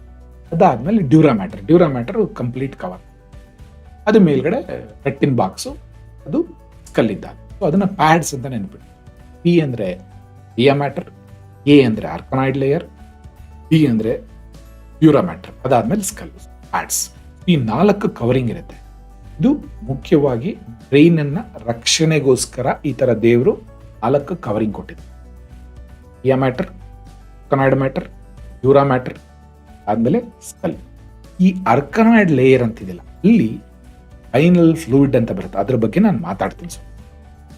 ನೋಡಿ, ಅರ್ಥ ಆಯ್ತಾ? ಮೇಲ್ಗಡೆ ಸ್ಕ್ಯಾಲ್ಪ್ ಅಂದ್ರೆ ಚರ್ಮ ಆದ್ಮೇಲೆ ಮಾಂಸಖಂಡ ಆದ್ಮೇಲೆ ಸ್ಕಲ್, ತಲೆಬುರುಡೆ ಆದ್ಮೇಲೆ ಡ್ಯೂರಾಮ್ಯಾಟರ್, ಸಬ್ ಆರ್ಕನಾಯ್ಡ್ ಸ್ಪೇಸ್. ಇದು ನೋಡಿ, ಸಬ್ ಆರ್ಕನಾಯ್ಡ್ ಸ್ಪೇಸ್. ಅದ್ರ ಕೆಳಗಡೆ ಮೆದುಳು, ಸೆರೆಬ್ರಲ್ ಕಾರ್ಟೆಕ್ಸ್. ಈ ಆರ್ಕನಾಯ್ಡ್ ಸ್ಪೇಸ್ ಅಲ್ಲಿ ರಕ್ತನಾಳಗಳು ಹೋಗುತ್ತೆ. ಹೇಳಿ, ಆ ಸಬ್ ಆರ್ಕನಾಯ್ಡ್ ಸ್ಪೇಸ್ ಅಲ್ಲಿ ರಕ್ತ, ಒಂದು ಕೆಂಪುದು ಒಂದು ನಾವು ಟ್ಯೂಬ್ ತೋರಿಸಿದಲ್ಲ, ಅದು ರಕ್ತನಾಳಗಳು ಹೋಗೋದು, ರಕ್ತನಾಳಗಳಿಂದ ಹೊರಗಡೆ ಬರುತ್ತೆ. ಆ ಸಬ್ ಆರ್ಕನಾಯ್ಡ್ ಸ್ಪೇಸ್ ಅಲ್ಲೇ ಈ ರಕ್ತನಾಳಗಳೆಲ್ಲ ಸ್ಟ್ರೋಕ್ ಆಗೋದು ಇದೇ ರೀಜನ್ ಅಲ್ಲಿ. ಈ ರಕ್ತನಾಳಗಳಿಂದ ಪ್ರಾಬ್ಲಮ್ ಆಗುತ್ತೆ, ಅಥವಾ ಬುರುಡೆ ಹೊಡ್ತಾ ಬಿದ್ದಾಗ ಅದು ಬರುತ್ತೆ. ಅದು ನೆಕ್ಸ್ಟ್ ಕ್ಲಾಸ್ ಅಲ್ಲಿ ನಾನು ಡಿಸ್ಕಸ್ ಮಾಡ್ತೀನಿ. ಈಗ ನಾ ಹೇಳಿದೆ ಸಬ್ ಆರ್ಕನಾಯ್ಡ್ ಸ್ಪೇಸ್ ಅಂತ ಹೇಳಿದೆ. ಆರ್ಕನಾಯ್ಡ್ ಸ್ಪೇಸ್ ಅಲ್ಲಿ, ಸಬ್ ಆರ್ಕನಾಯ್ಡ್ ಸ್ಪೇಸ್ ಅಲ್ಲಿ ಒಂದು ಫ್ಲೂಯಿಡ್ ಇರುತ್ತೆ, ದ್ರವ ಇರುತ್ತೆ. ನಾವು ಸೆರೆಬ್ರೋ ಸ್ಪೈನಲ್ ಫ್ಲೂಯಿಡ್ ಅಂತ ಕರಿತೀವಿ. ಈ ಸೆರೆಬ್ರೋ ಸ್ಪೈನಲ್ ಫ್ಲೂಯಿಡ್ ಮೆದುಳಿನ ಒಳಗಡೆ ಶುರುವಾಗತ್ತೆ ಪ್ರೊಡ್ಯೂಸ್ ಮಾಡೋದು. ಇದು ಒಂದು ದ್ರವ. ಆ ದ್ರವ ಒಳಗಡೆ, ಮೆದುಳಿನ ಒಳಗಡೆ ಎಲ್ಲ ಕವರ್ ಆಗಿ ಒಳಗಡೆಯಿಂದ ಸೀದಾ ಹೊರಗಡೆ ಬರುತ್ತೆ. ಹೊರಗಡೆ ಬಂದು ಬ್ರೈನಿನ ಪೂರ್ತಿ ಸರೌಂಡ್ ಆಗುತ್ತೆ. ಅದಾದ್ಮೇಲೆ ಬೆನ್ನಿನ ಹುರುಳಿಯಲ್ಲೆಲ್ಲ ಸರೌಂಡ್ ಆಗುತ್ತೆ. ಈ ಫ್ಲೂಯಿಡ್, ಈ ದ್ರವ ಅದೊಂಥರ ನೀರಿದ್ದ ಹಾಗೆ. ಅದು ಯಾವ ರೀತಿ ಇರುತ್ತೆ? ಇದು ಸ್ಪಷ್ಟವಾಗಿರುತ್ತೆ, ಬಣ್ಣರಹಿತ ದ್ರವ. ಬಣ್ಣರಹಿತ ದ್ರವ, ಇದು ನೀರು ತರ ಇರುತ್ತೆ. ನೀರಲ್ಲಿ ಸ್ವಲ್ಪ ಸ್ಪೆಷಾಲಿಟಿ ಇರುತ್ತದೆ. ಇದು ಮೆದುಳೊಳಗೆ ಶುರುವಾಗುತ್ತೆ. ಮೆದುಳಿನ ಒಳಗಡೆ ಕೊರಾಯ್ಡ್ ಪ್ಲೆಕ್ಸಸ್ ಅಂತ ಇರುತ್ತೆ, ಅಲ್ಲಿಂದ ಶುರುವಾಗುತ್ತೆ. ಇದು ಬ್ರೈನ್ ಒಳಗಿಂದ ಶುರುವಾಗಿ ಬ್ರೈನಿನ ಸರೌಂಡಿಂಗ್ ಮಾಡಿಕೊಂಡು ಪ್ಲಸ್ ಸ್ಪೈನಲ್ ಕಾರ್ಡ್ಗೆ ಸುತ್ಕೊಳ್ಳುತ್ತೆ. ಎಷ್ಟಿರುತ್ತೆ? 125ರಿಂದ 150 ml, 140 ml ಅಂತ ಇಟ್ಕೋಬಹುದು. 125ರಿಂದ 150 ಮಿಲಿಲೀಟರ್ ಇರುತ್ತೆ. ಪ್ರತಿದಿನ 500ರಿಂದ 600 ml ಸೆಕ್ರೀಟ್ ಆಗುತ್ತೆ. ಅದನ್ನ ಮತ್ತೆ ಅಬ್ಸಾರ್ವ್ ಮಾಡ್ಕೊ. ಅದನ್ನ ಅರ್ಥ ಮಾಡ್ಕೊಳ್ಳಿ. ನೋಡಿ, ಅದೆಂಗಿದೆ? ಅದು ನಮ್ಮ ಬ್ರೈನಿನ ಸುತ್ತ ಕವರ್ ಆಗುತ್ತೆ. ನೀರು ಒಳಗಡೆ ಬ್ರೈನ್ ಒಳಗಿಂದ ಶುರು ಆಗುತ್ತೆ, ಅದು ಪ್ರೊಡ್ಯೂಸ್ ಆಗೋದು. ಇಲ್ಲಿಂದ ಅದು ತಯಾರಾಗುತ್ತೆ. ತಯಾರಿಂದ ಹೊರಗಡೆ ಬಂದ್ಬಿಟ್ಟು ಮೆದುಳಿನ ಸುತ್ತ ಹೋಗುತ್ತೆ, ಬೆನ್ನಿನ ಹುರಿ. ಏನಕ್ಕೆ ಸರ್ ಅದು? ಏನಕ್ಕೋಸ್ಕರ ಇದೆ ಸೆರೆಬ್ರೋಸ್ಪೈನಲ್ ಫ್ಲೂಯಿಡ್? ಒಂಥರ ಕುಷನಿಂಗ್ ಎಫೆಕ್ಟ್, ರಕ್ಷಣೆ ಎಫೆಕ್ಟ್ ಕೊಡುತ್ತೆ. ಬ್ರೈನು ಹಿಂಗೆ ಅಲ್ಲಾಡ್ಸಿದ್ರೆ ಏನು ನೀರಿರಲಿಲ್ಲ ಅಂದ್ರೆ ಟಕ ಟಕ ಟಕ ಅನ್ನೋದು. ತೆಂಗಿನಕಾಯಿ ಇರುತ್ತಲ್ಲ, ಗಿಟಕ್ ತರ ಇರುತ್ತೆ. ಈಗ ಹಾಗಾಗೋದಿಲ್ಲ. ಪೂರ್ತಿ ವಾಟರ್ ಟೈಟ್ ಕಂಪಾರ್ಟ್. ಮೆದುಳು ಗಟ್ಟಿಯಾಗಿ ಒಳಗಡೆ ನೀರು ಟೈಟ್ ಆಗಿ ಹಿಡಿದು ಎಷ್ಟಲ್ಲಾಡಿದ್ರು ಅದು ಆಗಲ್ಲ. ಆ ದೇವರು ಆ ರೀತಿ ನೀರಿನ ಕವರಿಂಗ್ಸ್ ಮಧ್ಯದಲ್ಲಿ ನೀರು ಹಾಕ್ಬಿಟ್ಟು ಮೇಲ್ಗಡೆ ತಲೆಬುರುಡೆ ಕೊಟ್ಟು ಒಂದು ಪ್ರೊಟೆಕ್ಷನ್ ಮತ್ತೆ ಫಿಸಿಕಲ್ ಕುಷನಿಂಗ್ ಎಫೆಕ್ಟ್ ಕೂಡ ಒಂದು. ಎರಡನೇದು, ಈ ನೀರಿನಿಂದ ಪೌಷ್ಟಿಕಾಂಶ ಹೋಗುತ್ತೆ, ಗ್ಲೂಕೋಸ್ ಸಪ್ಲೈನೂ ಆಗುತ್ತೆ, ಮತ್ತೆ ವಿಟಮಿನ್ಸ್ ಹೋಗುತ್ತೆ, ನ್ಯೂಟ್ರಿಷನ್ ಹೋಗುತ್ತೆ, ಅವೆಲ್ಲ ಹೋಗುತ್ತೆ. ಒಂದೇ ಅಲ್ಲ, ಇದಕ್ಕೆ ಪೌಷ್ಟಿಕಾಂಶ ಕೊಡೋದೊಂದೇ ಅಲ್ಲ, ಅಲ್ಲಿ ಯಾವ್ದು ಬೇಡವಾದ ಪ್ರಚನೆ ಆಗಿರೋ ಕ್ರಿಯೆಗಳಾಗಿರೋ ಎಲ್ಲ ಮೆಟಬಲೈಟ್ಸ್ ಇರುತ್ತಲ್ಲ, ಅದನ್ನೆಲ್ಲ ತಗೊಂಡೋಗುತ್ತೆ, ವಾಪಸ್ ಕ್ಲೀನ್ ಮಾಡ್ಕೊಂಡು ತಗೊಂಡೋಗುತ್ತೆ. ಈ ಫ್ಲೂಯಿಡ್ ಹೆಂಗೆ ಅಂದ್ರೆ, ಉತ್ಪತ್ತಿ ಆಗ್ಬೇಕಾದ್ರೆ ಒಳ್ಳೊಳ್ಳೆದನ್ನೆಲ್ಲ ತಗೊಂಡ್ಬರುತ್ತೆ. ಏನಂದ್ರೆ ಈ ಹಣ್ಣುಗಳನ್ನೆಲ್ಲ ಅಥವಾ ಇವು ಏನಂತಾರಲ್ಲ ತರಕಾರಿಗಳನ್ನೆಲ್ಲ ತಗೊಂಡ್ಬಂದ್ಬಿಟ್ಟು ಕೊಡುತ್ತೆ. ಆಮೇಲೆ ಅಲ್ಲಿ ಉಳಿದಿರೋದು ಏನೇನು ಉಳ್ಕೊಂಡಿರುತ್ತೆ ಅದನ್ನೆಲ್ಲ ತಗೊಂಡು ವಾಪಸ್ ಬರೋದ್ರೆ ಕ್ಲೀನ್ ಮಾಡುತ್ತೆ. ಬೇಸಿಕಲಿ ಕ್ಲೀನ್ ಮಾಡುತ್ತೆ, ಪೌಷ್ಟಿಕಾಂಶ ಕೊಡುತ್ತೆ, ಕುಷನಿಂಗ್ ಎಫೆಕ್ಟ್ ಕೊಡುತ್ತೆ. ಇದು ಕೊರಾಯ್ಡ್ ಪ್ಲೆಕ್ಸಸ್, ಮೆದುಳಿನ ಮಧ್ಯದಲ್ಲಿ ಕೊರಾಯ್ಡ್ ಪ್ಲೆಕ್ಸಸ್ ಇರುತ್ತೆ, ಅಲ್ಲಿ ಪ್ರೊಡ್ಯೂಸ್ ಆಗುತ್ತೆ. ಮತ್ತೆ ಅದು ವಾಪಸ್ ಹೋಗೋದು ಆರ್ಕನಾಯ್ಡ್ ಗ್ರಾನ್ಯುಲೇಷನ್. ನೋಡಿ, ಇಲ್ಲಿ ಈ ಕೊರಾಯ್ಡ್ ಪ್ಲೆಕ್ಸಸ್ ಅನ್ನೋದು ಇದೆ. ನೋಡಿ, ಕೊರಾಯ್ಡ್ ಪ್ಲೆಕ್ಸಸ್ ಇಲ್ಲಿಂದ ಶುರುವಾಗಿ ಇಲ್ಲಿಂದ ಹೊರಗೆ ಬರುತ್ತೆ, ಬಂದ್ಬಿಟ್ಟು ಇಲ್ಲೆಲ್ಲ ಕಡೆ ಸುತ್ತ ಹೋಗಿ ಬೆನ್ನಿನ ಹುರುಳಿ ಮೂಲಕ ಹೋಗಿ ಇಲ್ಲಿ ಆರ್ಕನಾಯ್ಡ್ ಗ್ರಾನ್ಯುಲೇಷನ್ ಇದು ವಾಪಸ್ಸು ರಕ್ತನಾಳಕ್ಕೆ ಸುರಿಯುತ್ತೆ. ಈಗ ಸಣ್ಣ ಒಂದು ವಿಡಿಯೋ ನೋಡೋಣ ವೀಕ್ಷಕರೇ. ಈ ವಿಡಿಯೋದಲ್ಲಿ ನಿಮಗೆ ಗೊತ್ತಾಗುತ್ತೆ ಯಾವ ರೀತಿ ಇದು ಶುರುವಾಗುತ್ತೆ ಈ ಸೆರೆಬ್ರೋಸ್ಪೈನಲ್. ನೋಡಿ, ಈಗ ಸೆರೆಬ್ರೋಸ್ಪೈನಲ್ ಫ್ಲೂಯಿಡ್ ಅಲ್ಲಿ ನೋಡಿ, ಅಲ್ಲಿ ಕೊರಾಯ್ಡ್ ಪ್ಲೆಕ್ಸಸ್ ಇರ್ತೀವಲ್ಲ, ಅಲ್ಲಿಂದ ಈ ವೆಂಟ್ರಿಕಲ್ಸ್ ಮೂಲಕ ಸೆರೆಬ್ರೋಸ್ಪೈನಲ್ ಫ್ಲೂಯಿಡ್ 125ರಿಂದ 150 ml ಇರುತ್ತೆ. ದಿನಕ್ಕೆ 500 ml ಶುರುವಾಗತ್ತೆ. ಆ ವೆಂಟ್ರಿಕಲ್ಸ್ ಅಂತೀವಿ, ಆ ಮೆದುಳಿನ ಒಳಗಡೆ ಹಾಲೋ ಇರುತ್ತೆ, ಅಂದ್ರೆ ಒಂಥರ ಟೊಳ್ಳಿದ್ದಂಗೆ ಇರುತ್ತೆ, ಅಲ್ಲಿ ಆ ಫ್ಲೂಯಿಡ್ ಪೂರ್ತಿ ಒಳಗಡೆ ಹೋಗಿ ಸಪ್ಲೈ ಮಾಡುತ್ತೆ. ಇನ್ನ ಪೌಷ್ಟಿಕಾಂಶ ನೋಡಿ, ಫ್ಲೂ ಎಲ್ಲ ಕಡೆ ಸಪ್ಲೈ ಆಗ್ತಾ ಇದೆ. ಪೌಷ್ಟಿಕಾಂಶ, ಕುಷನಿಂಗ್ ಎಫೆಕ್ಟು, ಆಮೇಲೆ ಅಲ್ಲೆಲ್ಲ ಸುತ್ತಕೊಂಡು ನೋಡಿ, ಬ್ರೈನಿನ ಎಲ್ಲ ಕಡೆ ಸುತ್ತಕೊಂಡು ಕೊನೆಗೆ ಅರ್ಕನಾಯ್ಡ್ ಗ್ರಾನುಲೇಷನ್ ರಕ್ತನಾಳಗಳಲ್ಲಿ ಅದು ಆಮೇಲೆ ಸೋರುತ್ತೆ. ಆಯ್ತಾ? ಕೊರಾಯ್ಡ್ ಪ್ಲಕ್ಸಸ್, ಎಲ್ಲಿಂದ ಕೊರಾಯ್ಡ್ ಪ್ಲಕ್ಸಸ್? ಅದು ರಕ್ತನಾಳನೆ, ಅದು ಕೂಡ ಒಳ್ಳೆ ರಕ್ತ, ಅಂದ್ರೆ ರಕ್ತ ಪೌಷ್ಟಿಕಾಂಶನೆಲ್ಲ ತಗೊಂಬಂದು ಅಲ್ಲಿ ಕೊಡುತ್ತೆ. ಆ ನೀರಲ್ಲಿ ಸೆಕ್ರೇಟ್ ಮಾಡ್ಕೊಂಡು ಹೋಗಿ ಪೂರ್ತಿ ಬ್ರೈನಿನ ಸುತ್ತ ಹೋಗಿ ಆಮೇಲೆ ಅದು ರಿಲೀಸ್ ಮಾಡುತ್ತೆ. ಸೆರೆಬ್ರೋಸ್ಪೈನಲ್ ಫ್ಲೂಯಿಡ್ ಏನಕ್ಕೆ ಇಂಪಾರ್ಟೆಂಟ್ ಸರ್ ನಮಗೆ? ನೋಡಿ, ಕೆಲವೊಮ್ಮೆ ಹೇಳ್ತೀವಿ ಸರ್ ಬ್ರೈನ್ ಇನ್ಫೆಕ್ಷನ್ ಆಗಿದೆ, ಬೆನ್ನಿನಿಂದ ನೀರು ತೆಗಿತಾರೆ. ಎಲ್ಲಿ? ಸೆರೆಬ್ರೋಸ್ಪೈನಲ್. ಆ ಬೆನ್ನಿನ ಸುತ್ತನೂ, ಬೆನ್ನಿನ ಹುರುಳಿ ಸುತ್ತನೂ ಇರುತ್ತೆ ಈ ಫ್ಲೂಯಿಡ್. ಬ್ರೈನಿಗೆ ಇನ್ಫೆಕ್ಷನ್ ಆದರೆ, ಆ ಇನ್ಫೆಕ್ಷನ್ ಆಗಿರೋ ಯಾವುದೇ ಇರ್ಬೋದು, ವೈರಸ್ ಇರ್ಬೋದು ಅಥವಾ ಬ್ಯಾಕ್ಟೀರಿಯಾ ಇರ್ಬೋದು, ಸೀದಾ ಬೆನ್ನಿನ ಹುರುಳಿ ಸುತ್ತ ಇರುತ್ತೆ. ಅಲ್ಲಿಂದ ನಾವು ಆ ಸ್ಪೈನಲ್ ಫ್ಲೂಯಿಡ್ನ ತೊಗೊಂಡ್ಬಿಟ್ಟು, ದ್ರವನ ತೊಗೊಂಡ್ಬಿಟ್ಟು ಟೆಸ್ಟಿಂಗ್ ಕಳಿಸ್ತೀವಿ. ಅವಾಗ ಗೊತ್ತಾಗುತ್ತೆ ಯಾವ ರೀತಿಯಾದ ಬ್ಯಾಕ್ಟೀರಿಯಾ, ಯಾವ ರೀತಿಯಾದ ವೈರಸ್ ಇನ್ಫೆಕ್ಟ್, ಅದಕ್ಕೆ ತಕ್ಕ ಟ್ರೀಟ್ಮೆಂಟ್ ಕೊಡ್ತಾರೆ. ನೆಕ್ಸ್ಟ್, ನ್ಯೂರಾನ್ಸ್, ಮೆದುಳಿನ ಕೋಶಗಳ ಬಗ್ಗೆ ಡಿಸ್ಕಸ್ ಮಾಡಿ. ನೋಡಿ, ಇದು ಅಂದ್ರೆ ನಾವೀಗ ದೊಡ್ಡದು ಬ್ರೈನ್ ಮೇನ್ ಆಗಿ ನೋಡಿದ್ವಿ. ಬ್ರೈನಿನ ನಾವು ಮೈಕ್ರೋಸ್ಕೋಪ್ ಅಲ್ಲಿ ನೋಡಿದ್ರೆ ಯಾವ ರೀತಿ ಇರುತ್ತೆ, ಬ್ರೈನ್ ಯಾವ್ದ್ರಿಂದ ಮಾಡಲ್ ಅನ್ನೋದ್ರ ಬಗ್ಗೆ ನಾವೀಗ ಡಿಸ್ಕಸ್ ಮಾಡಿ. ಈ ಬ್ರೈನ್ ಇದೆಲ್ಲ 1:1.5 kg ಇದೆ. 1.5 kg ಏನ್ ಸರ್ ಅದು ಬ್ರೈನು? ಅಲ್ಲಿ ಪಕ್ಕದಲ್ಲಿ ಇದೆಲ್ಲ ಅದೇ ಕೋಶ, ಒಂದು ಕೋಶ, ಅದು ನ್ಯೂರಾನ್, ಅಂದ್ರೆ ಮೆದುಳಿನ ಘಟಕ ನ್ಯೂರಾನ್. ಇದೇ ನೋಡಿ ನ್ಯೂರಾನ್ ಅಂದ್ರೆ, ಕನ್ನಡದಲ್ಲಿ ನರಕೋಶ ಅಂತ ಕರಿತೀವಿ. ಆ ನರಕೋಶ ನೋಡಿ, ಮೇಲ್ಗಡೆ ತರ ಮರದ ಕೊಂಬೆಗಳು ಇದೆಲ್ಲ ಇರುತ್ತೆ, ಲೀವ್ಸ್ ಗಳೆಲ್ಲ ಇರುತ್ತಲ್ಲ ಆ ರೀತಿ. ಅದಾದ್ಮೇಲೆ ಏನಂತಲ್ಲ ಬ್ರಾಂಚ್, ಸ್ಟೆಮ್ ಅಂತೀವಲ್ಲ ಅದು, ಅದಾದ್ಮೇಲೆ ಕೆಳಗಡೆ ರೂಟ್ಸ್. ನೋಡಿ, ಅರ್ಥ ಆಯ್ತಾ? ಅದು ನ್ಯೂರಾನ್ ಇದೆಯಲ್ಲ, ಒಂಥರ ಮರ ಇದ್ದಾಗೆ ಅಥವಾ ಗಿಡ ಇದ್ದಾಗೆ, ಕೊಂಬೆ, ಕೆಳಗಡೆ ರೂಟ್ಸ್, ಮೇಲ್ಗಡೆ ಬ್ರಾಂಚಸ್. ಅದನ್ನ ಏನೇನು ಹೇಳ್ತಾರೆ ಅಂತ ಅರ್ಥ ಮಾಡ್ಕೊ. ಮೇಲ್ಗಡೆ ಇದೆಯಲ್ಲ, ಅದಕ್ಕೆ ನಾವು ಡೆಂಡ್ರೈಟ್ಸ್ ಅಂತ ಕರಿತೀವಿ. ಮರದ ಕೊಂಬೆಗಳೆಲ್ಲ ಇರುತ್ತಲ್ಲ, ನಾವು ಡೆಂಡ್ರೈಟ್ಸ್ ಅಂತ ಕರಿತೀವಿ. ಆ ಮಧ್ಯದಲ್ಲಿ ನ್ಯೂಕ್ಲಿಯಸ್, ಅದಾದ್ಮೇಲೆ ಕೆಳಗಡೆ ಕೊಂಬೆ ಬರುತ್ತೆ, ಅದಕ್ಕೆ ನಾವು ಆಕ್ಸಾನ್ ಅಂತ ಕರಿತೀವಿ. ಕೆಳಗಡೆ ರೂಟ್ಸ್ ಹೋಗುತ್ತಲ್ಲ, ಟರ್ಮಿನಲ್ಸ್. ಇದು 3 ಭಾಗ ನೀವು ಅರ್ಥ ಮಾಡ್ಕೋಬೇಕು ನರಕೋಶದ ಬಗ್ಗೆ. ಈಗ ನೀವು ನೋಡಿದ್ರಲ್ಲ, ಮೇಲ್ಗಡೆ ಡೆಂಡ್ರೈಟ್ಸ್, ನ್ಯೂಕ್ಲಿಯಸ್, ಅದಾದ್ಮೇಲೆ ಆಕ್ಸಾನ್. ಆಕ್ಸಾನ್ ಅಂದ್ರೆ ಬೇಸಿಕಲಿ ಮರದ ಕಾಂಡ, ಅಂದ್ರೆ ಈ ಸ್ಟೆಮ್ ಅಂತೀವಲ್ಲ ಅದು. ಅದಾದ್ಮೇಲೆ ರೂಟ್ಸ್ನ ಆಕ್ಸಾನ್ ಟರ್ಮಿನಲ್ಸ್ ಅಂತ. ಸರ್, ಇದು ಎಷ್ಟಿರ್ಬೋದು ನರಗಳು, ನರಕೋಶಗಳು? ನೋಡಿ, ನರಕೋಶಗಳು 80ರಿಂದ 90 ಬಿಲಿಯನ್ ಇದೆ ನ್ಯೂರಾನ್ಗಳು. ಅಂದ್ರೆ ಏನ್ ಸರ್ ಬಿಲಿಯನ್ ಅಂದ್ರೆ? ಏನಿಲ್ಲ ಸರ್, 8,000ದಿಂದ 9,000 ಕೋಟಿ ನ್ಯೂರಾನ್ಗಳಿದೆ ಮನುಷ್ಯನಲ್ಲಿ. ನೀವು ಸಾಹುಕಾರರು, ನಾವು ಸಾಹುಕಾರರು. ಮಾತ್ರ ಎಷ್ಟಿದೆ ನ್ಯೂರಾನ್ಗಳು? 8,000ದಿಂದ 9,000 ಕೋಟಿ ನ್ಯೂರಾನ್ಗಳಿದೆ. ಅಂದ್ರೆ ಅಷ್ಟು ದೇವ್ರು ಪ್ಯಾಕ್ ಮಾಡಿಬಿಟ್ಟೇನು, ಅಷ್ಟು ಸಣ್ಣದವು ನ್ಯೂರಾನ್ಗಳು.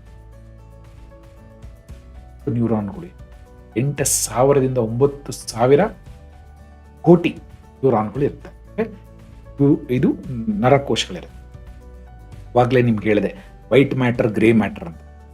ಈ ಮೇಲ್ಗಡೆ ಇದೆಯಲ್ಲ, ಇಲ್ಲಿ ಗ್ರೇ ಮ್ಯಾಟರ್ ಮೇಲ್ಗಡೆ ತೋರಿಸ್ತಾರೆ, ಇದು ಗ್ರೇ ಮ್ಯಾಟರ್ ಅಂದ್ರೆ ಅದ್ರ ಮೇಲ್ಗಡೆ ಇರುತ್ತೆ. ಕೆಳಗಡೆ ಬರುತ್ತಲ್ಲ ಈ ಕೊಂಬೆ ಅಂತ ಹೇಳ್ತಿಲ್ಲ, ಸ್ಟೆಮ್, ಕಾಂಡ ಅಂತೀವಲ್ಲ, ಈ ಕಾಂಡ ಕಾಣುತ್ತಲ್ಲ, ಇದು ನೋಡಿ, ಇದು ಕಾಂಡ ಇದೆ ನೋಡಿ. ಇದು ವೈಟ್ ಮ್ಯಾಟರ್ ಅಂದ್ರೆ ಇದಕ್ಕೆ ಕವರಿಂಗ್ ಇರುತ್ತೆ, ಸುತ್ತಿರುತ್ತೆ, ಅದು ಬಿಳಿಯಾಗಿ ಸುತ್ಕೊಂಡು ಮೈಲಿನ್ ಶೀತ್ ಅಂತ ಕರೀತೀವಿ. ಮೈಲಿನ್ ಶೀತ್ ಬರ್ತೀವಿ, ಇದು ವೈಟ್ ಮ್ಯಾಟರ್. ಅದು ಕೆಳಗಡೆ ಹೋಗ್ಬಿಟ್ಟು ಆಕ್ಸಾನ್ ಟರ್ಮಿನಲ್ ಆಯ್ತಾ. ಸೊ ಅದು ಗ್ರೇ ಮ್ಯಾಟರ್. ಅಂದ್ರೆ ನಾವು ಕೇಕ್ ಆಗಿ ಕಟ್ ಮಾಡಿದಾಗ ಮೇಲ್ಗಡೆ ಗ್ರೇ ಇರುತ್ತೆ, ಕೆಳಗಡೆ ವೈಟ್ ಇರುತ್ತೆ ಅಂತ. ಕ್ರೀಮ್ ಕೆಳಗಡೆ ಇರುತ್ತೆ, ಕೇಕ್ ಮೇಲ್ಗಡೆ ಇರುತ್ತೆ. ಉಲ್ಟಾ ಹೇಳಿದೆ ನಾನು, ಕೇಕ್ ಅಲ್ಲಲ್ವಾ, ಅದೇ ರೀತಿ ಇದು ಗ್ರೇ ಮ್ಯಾಟರ್, ವೈಟ್ ಮ್ಯಾಟರ್. ನೋಡಿ, ಈ ನರಕೋಶಗಳು ಸುಮ್ಮನೆ ಒಂದಿರಲ್ಲ, ಅವು ಎಲ್ಲದಕ್ಕೂ ಕನೆಕ್ಷನ್ ಮಾಡ್ತವೆ. ಒಂದೊಂದು ನರಕೋಶ 1000 ನರಗಳ ಜೊತೆಗೆ ಮಾತಾಡ್ತವೆ. ಒಂದೊಂದು ನರಕೋಶ 1000 ಕನೆಕ್ಷನ್. ಇದಕ್ಕೆ ನಾವು ಸಿನಾಪ್ಸಿಸ್ ಅಂತ ಕರೀತೀವಿ. ಒಂದು ನರಕೋಶಕ್ಕೆ ಇನ್ನೊಂದು ನರಕೋಶಕ್ಕೆ ಜಂಟಿಯಾಗೋ ಜಾಗಕ್ಕೆ ಸಿನಾಪ್ಸಿಸ್ ಅಂತ. ಮತ್ತೆ ಇನ್ನೊಮ್ಮೆ ಹೇಳ್ತೀನಿ ನೋಡಿ, ಒಂದು ನರಕೋಶ ಇದೆ, 2 ನರಕೋಶಕ್ಕೆ ಕನೆಕ್ಟ್ ಆಗ್ತಾ ಇದೆಯಲ್ಲ, ಆ ಜಾಗನೇ ನಾವು ಸಿನಾಪ್ಸಿಸ್. ಈ ಜಾಗಕ್ಕೆ ನಾವು ಸಿನಾಪ್ಸಿಸ್ ಅಂತ ನೋಡಿ. ಒಂದು ನರಕೋಶದಿಂದ ಇನ್ನೊಂದು ನರಕೋಶಕ್ಕೆ ಕನೆಕ್ಷನ್ ಆಗೋ ಜಾಗಕ್ಕೆ ಸಿನಾಪ್ಸಿಸ್ ಅಂತ ಕರೀತೀವಿ. ನೋಡಿ, ಈ ನರಕೋಶದಿಂದ ನೋಡಿ ಅಲ್ಲಿಂದ ಆಕ್ಷನ್ ಪೊಟೆನ್ಷಿಯಲ್ ಅಥವಾ ವಿದ್ಯುತ್ ಕಂಪನ ಶುರುವಾಗಿ ಮುಂದೆ ಹೋಗುತ್ತೆ. ನೋಡಿ ಅಲ್ಲಿ ಹೋಗ್ತಾ ಇದೆ, ಆರೋ ತೋರಿಸ್ತಾ ಇದ್ದೀನಿ, ಅಲ್ಲಿ ಹೋಗುತ್ತೆ. ಹೋಗಾದ್ಮೇಲೆ ಈಗ ಹೋಗುತ್ತೆ ಅಂದ್ರೆ ಬರ್ತಾ ಇದೆ, ಬಂದಾದ್ಮೇಲೆ ಆ ಸಿನಾಪ್ಸಿಸ್ ಇನ್ನೊಂದು ನರಕ್ಕೆ ಅಲ್ಲಿ ಹೋಗುತ್ತೆ. ಅಲ್ಲಿ ಹೋಗ್ಬಿಟ್ಟು ಕೆಮಿಕಲ್ ದ್ರವನ ಪ್ರೊಡ್ಯೂಸ್ ಮಾಡುತ್ತೆ. ಆ ಕೆಮಿಕಲ್ ದ್ರವ ಇದೆಯಲ್ಲ, ಮತ್ತೆ ಎಲೆಕ್ಟ್ರಿಕಲ್ ಇಂಪಲ್ಸ್ ಕನ್ವರ್ಟ್ ಆಗಿ ಎಲೆಕ್ಟ್ರಿಕಲ್ ಇಂಪಲ್ಸ್ ಮತ್ತೆ ವಿದ್ಯುತ್ ಕಂಪನ ಆಗಿ ಹೋಗುತ್ತೆ. ಸೊ ವಿದ್ಯುತ್ ಬರುತ್ತೆ, ನ ರಿಲೀಸ್ ಮಾಡುತ್ತೆ, ಆ ಕೆಮಿಕಲ್ಸ್ ಮತ್ತೆ ಎಲೆಕ್ಟ್ರಿಕಲ್ ಇಂಪಲ್ಸ್ ನ ಮಾಡಿಕೊಂಡು ಕಳಿಸುತ್ತೆ. ಇನ್ನೊಮ್ಮೆ ರಿಪೀಟ್ ಮಾಡ್ತೀನಿ, ವಿದ್ಯುತ್ ಕಂಪನ ಬರುತ್ತೆ, ವಿದ್ಯುತ್ ಕಂಪನ ಅಥವಾ ವಿದ್ಯುತ್ ಶಕ್ತಿ ಅಂತ ಹೇಳ್ಬೋದು, ಎಲೆಕ್ಟ್ರಿಕಲ್ ಇಂಪಲ್ಸಸ್ ಬರುತ್ತೆ. ಬಂದ್ಬಿಟ್ಟು ಅಲ್ಲಿ ರಾಸಾಯನ ಕ್ರಿಯೆ ಅಂದ್ರೆ ಕೆಮಿಕಲ್ಸ್ ಪ್ರೊಡ್ಯೂಸ್ ಮಾಡುತ್ತೆ. ಆ ಕೆಮಿಕಲ್ಸ್ ಹೋಗಿ ಮತ್ತೆ ಎಲೆಕ್ಟ್ರಿಕಲ್ ಇಂಪಲ್ಸ್ ನ ಪ್ರೊಡ್ಯೂಸ್ ಮಾಡಿ ಮತ್ತೆ ಎಲೆಕ್ಟ್ರಿಕಲ್ ಇಂಪಲ್ಸ್ ಮುಂದೆ ಹೋಗುತ್ತೆ. ಹಾಗಾದ್ರೆ ಈ ಸೈಕ್ಯಾಟ್ರಿ ಕಾಯಿಲೆಗಳು ಹೆಂಗಿರುತ್ತೆ, ಈ ಮನೋವೈದ್ಯಕೀಯ ಕಾಯಿಲೆಗಳು ಹೆಂಗ್ ಬರುತ್ತೆ ನೋಡಿ. ನರಗಳಿದೆ, ಯಾವುದೇ ನಾವು ಮಾನಸಿಕ ಕಾಯಿಲೆ ಇರೋರಿಗೆ ಸ್ಕ್ಯಾನ್ ಮಾಡಿ ನಾರ್ಮಲ್ ಇರುತ್ತೆ. ಯಾಕಂದ್ರೆ ನರಕೋಶಗಳಿದೆ, ಪ್ರಾಬ್ಲಮ್ ಇರೋದು ಆ ರಾಸಾಯನ ಕ್ರಿಯೆಯಲ್ಲಿ, ಆ ಕೆಮಿಕಲ್ ಅಲ್ಲಿ ನ್ಯೂರೋಕೆಮಿಕಲ್ ಇಂಬ್ಯಾಲೆನ್ಸ್ ಆದ್ರೆ ಕಾಯಿಲೆ ಬರುತ್ತೆ. ನಮ್ಮ ಮೆದುಳು ಈ ರೀತಿ ಕಾಣಿಸುತ್ತೆ ನೋಡಿ. ಈ ಮೆದುಳು ಕಾಣಿಸ್ತಾ ಇದೆಯಲ್ಲ, ಈ ರೀತಿ ಇರುತ್ತೆ. ಈ ಮೆದುಳು ನ್ಯೂರಾನಿನಿಂದ ಮಾಡಲ್ಪಟ್ಟಿದೆ. ನ್ಯೂರಾನ್ ಅಂದ್ರೆ ನರಕೋಶ. ಈ ಒಂದೊಂದು ನರಕೋಶದಿಂದ ಈ ಮೆದುಳು, ನಮ್ಮ ಮೆದುಳು ಈ ರೀತಿ ಇರುತ್ತೆ. ಎಷ್ಟು ನರಕೋಶಗಳಿದೆ ನ್ಯೂರಾನ್? ಈ ನ್ಯೂರಾನ್ ಏನಿಲ್ಲ ಅಂತಂದ್ರು 8 ರಿಂದ 9 ಸಾವಿರ ಕೋಟಿ ನಮ್ಮ ಮೆದುಳಲ್ಲಿರುತ್ತೆ. 1 ಕೋಟಿ ಇಲ್ಲ, 2 ಅಲ್ಲ, 8 ರಿಂದ 9 ಸಾವಿರ ಕೋಟಿ ನಮ್ಮಲ್ಲಿ ನ್ಯೂರಾನ್ ಇರುತ್ತೆ. ಆ ನ್ಯೂರಾನ್ ಈ ರೀತಿ ಕಾಣಿಸುತ್ತೆ ನೋಡಿ. ಮೇಲ್ಗಡೆ ನ್ಯೂಕ್ಲಿಯಸ್ ಅಂತೀವಿ, ಆಮೇಲೆ ಅದಕ್ಕೆ ಆಕ್ಸೋನ್ ಅಂತ ಕರೀತಾರೆ, ಆಮೇಲೆ ಅದಕ್ಕೆ ಕೆಳಗಡೆ ಡೆಂಡ್ರೈಟ್. ಈ ಒಂದೊಂದು ನರಕೋಶ ಇನ್ನೊಂದು ನರಕೋಶಕ್ಕೆ ಕನೆಕ್ಷನ್ ಕೊಡುತ್ತೆ. ಆ ಕನೆಕ್ಷನ್ ಆಗೋ ಜಾಗಕ್ಕೆ ಸಿನಾಪ್ಸಿಸ್ ಅಂತ ಕರಿತೀವಿ ನೋಡಿ. ಅಲ್ಲಿ ಎಲ್ಲೋ ಕಲರ್ ಅಲ್ಲಿ ಮಾಡಿದೀವಲ್ಲ, ಅದೇ ಸಿನಾಪ್ಸಿಸ್. ಒಂದು ನರಕೋಶದಿಂದ ಇನ್ನೊಂದು ನರಕೋಶಕ್ಕೆ ಜಾಯಿನ್ ಆಗೋ ಅಥವಾ ಕನೆಕ್ಷನ್ ಆಗೋ ಜಾಗಕ್ಕೆ ಸಿನಾಪ್ಸಿಸ್ ಅಂತ ಕರಿತೀವಿ. ಇದ್ರ ಬಗ್ಗೆ ನಾವು ತಿಳ್ಕೊಳ್ಳೋಣ ಏನಂತ ನೋಡಿ. ಇನ್ನೊಮ್ಮೆ ನಾನು ಹೇಳ್ತೀನಿ, ಪ್ರತಿಯೊಬ್ಬ ಮನುಷ್ಯನ ಮೆದುಳಲ್ಲಿ 8 ರಿಂದ 9 ಸಾವಿರ ಕೋಟಿ ನ್ಯೂರಾನ್ ಇರುತ್ತೆ. ಒಂದೊಂದು ನ್ಯೂರಾನ್ 1000 ಸಿನಾಪ್ಸಸ್, 1000 ಕನೆಕ್ಷನ್ಗಳನ್ನು ಮಾಡುತ್ತೆ, ಜಂಟಿಗಳನ್ನು ಮಾಡುತ್ತೆ ನೋಡಿ. ನಾವು ಎಷ್ಟು ಶ್ರೀಮಂತರಲ್ವಾ ನ್ಯೂರಾನ್ನಿಂದ. ಈ ನ್ಯೂರಾನ್ ಅಲ್ಲಿ ಏನು ಪ್ರಾಬ್ಲಮ್ ಇರೋದಿಲ್ಲ. ಪ್ರಾಬ್ಲಮ್ ಏನಂದ್ರೆ ಈ ಕನೆಕ್ಷನ್ ಅಲ್ಲಿ ಪ್ರಾಬ್ಲಮ್ ಇರುತ್ತೆ. ನಮ್ಮ ಮಾನಸಿಕ ಕಾಯಿಲೆಯಲ್ಲಿ ಎಲ್ಲ ಕಡೆ ಈ ಜಂಟಿ ಇದೆಯಲ್ಲ, ಸಿನಾಪ್ಸಿಸ್ ಅಂತೀವಲ್ಲ, ಒಂದು ನರಕೋಶದಿಂದ ಇನ್ನೊಂದು ನರಕೋಶಕ್ಕೆ, ಆ ಜಂಟಿಯಲ್ಲಿ ಸಿನಾಪ್ಸಿಸ್ ಅಲ್ಲಿ ಪ್ರಾಬ್ಲಮ್ ಆಗುತ್ತೆ. ಉದಾಹರಣೆಗೆ ನೋಡಿ, ಒಂದು ಆಕ್ಸಾನ್ ಇದೆ, ಅಲ್ಲಿ ಕೆಳಗಡೆ ಇನ್ನೊಂದು ನರಕೋಶಕ್ಕೆ ಜಂಟಿ ಆಗೋ ಜಾಗ, ಈಗ ಸಿನಾಪ್ಸಿಸ್ ಅಂತ ಕರಿತೀವಿ.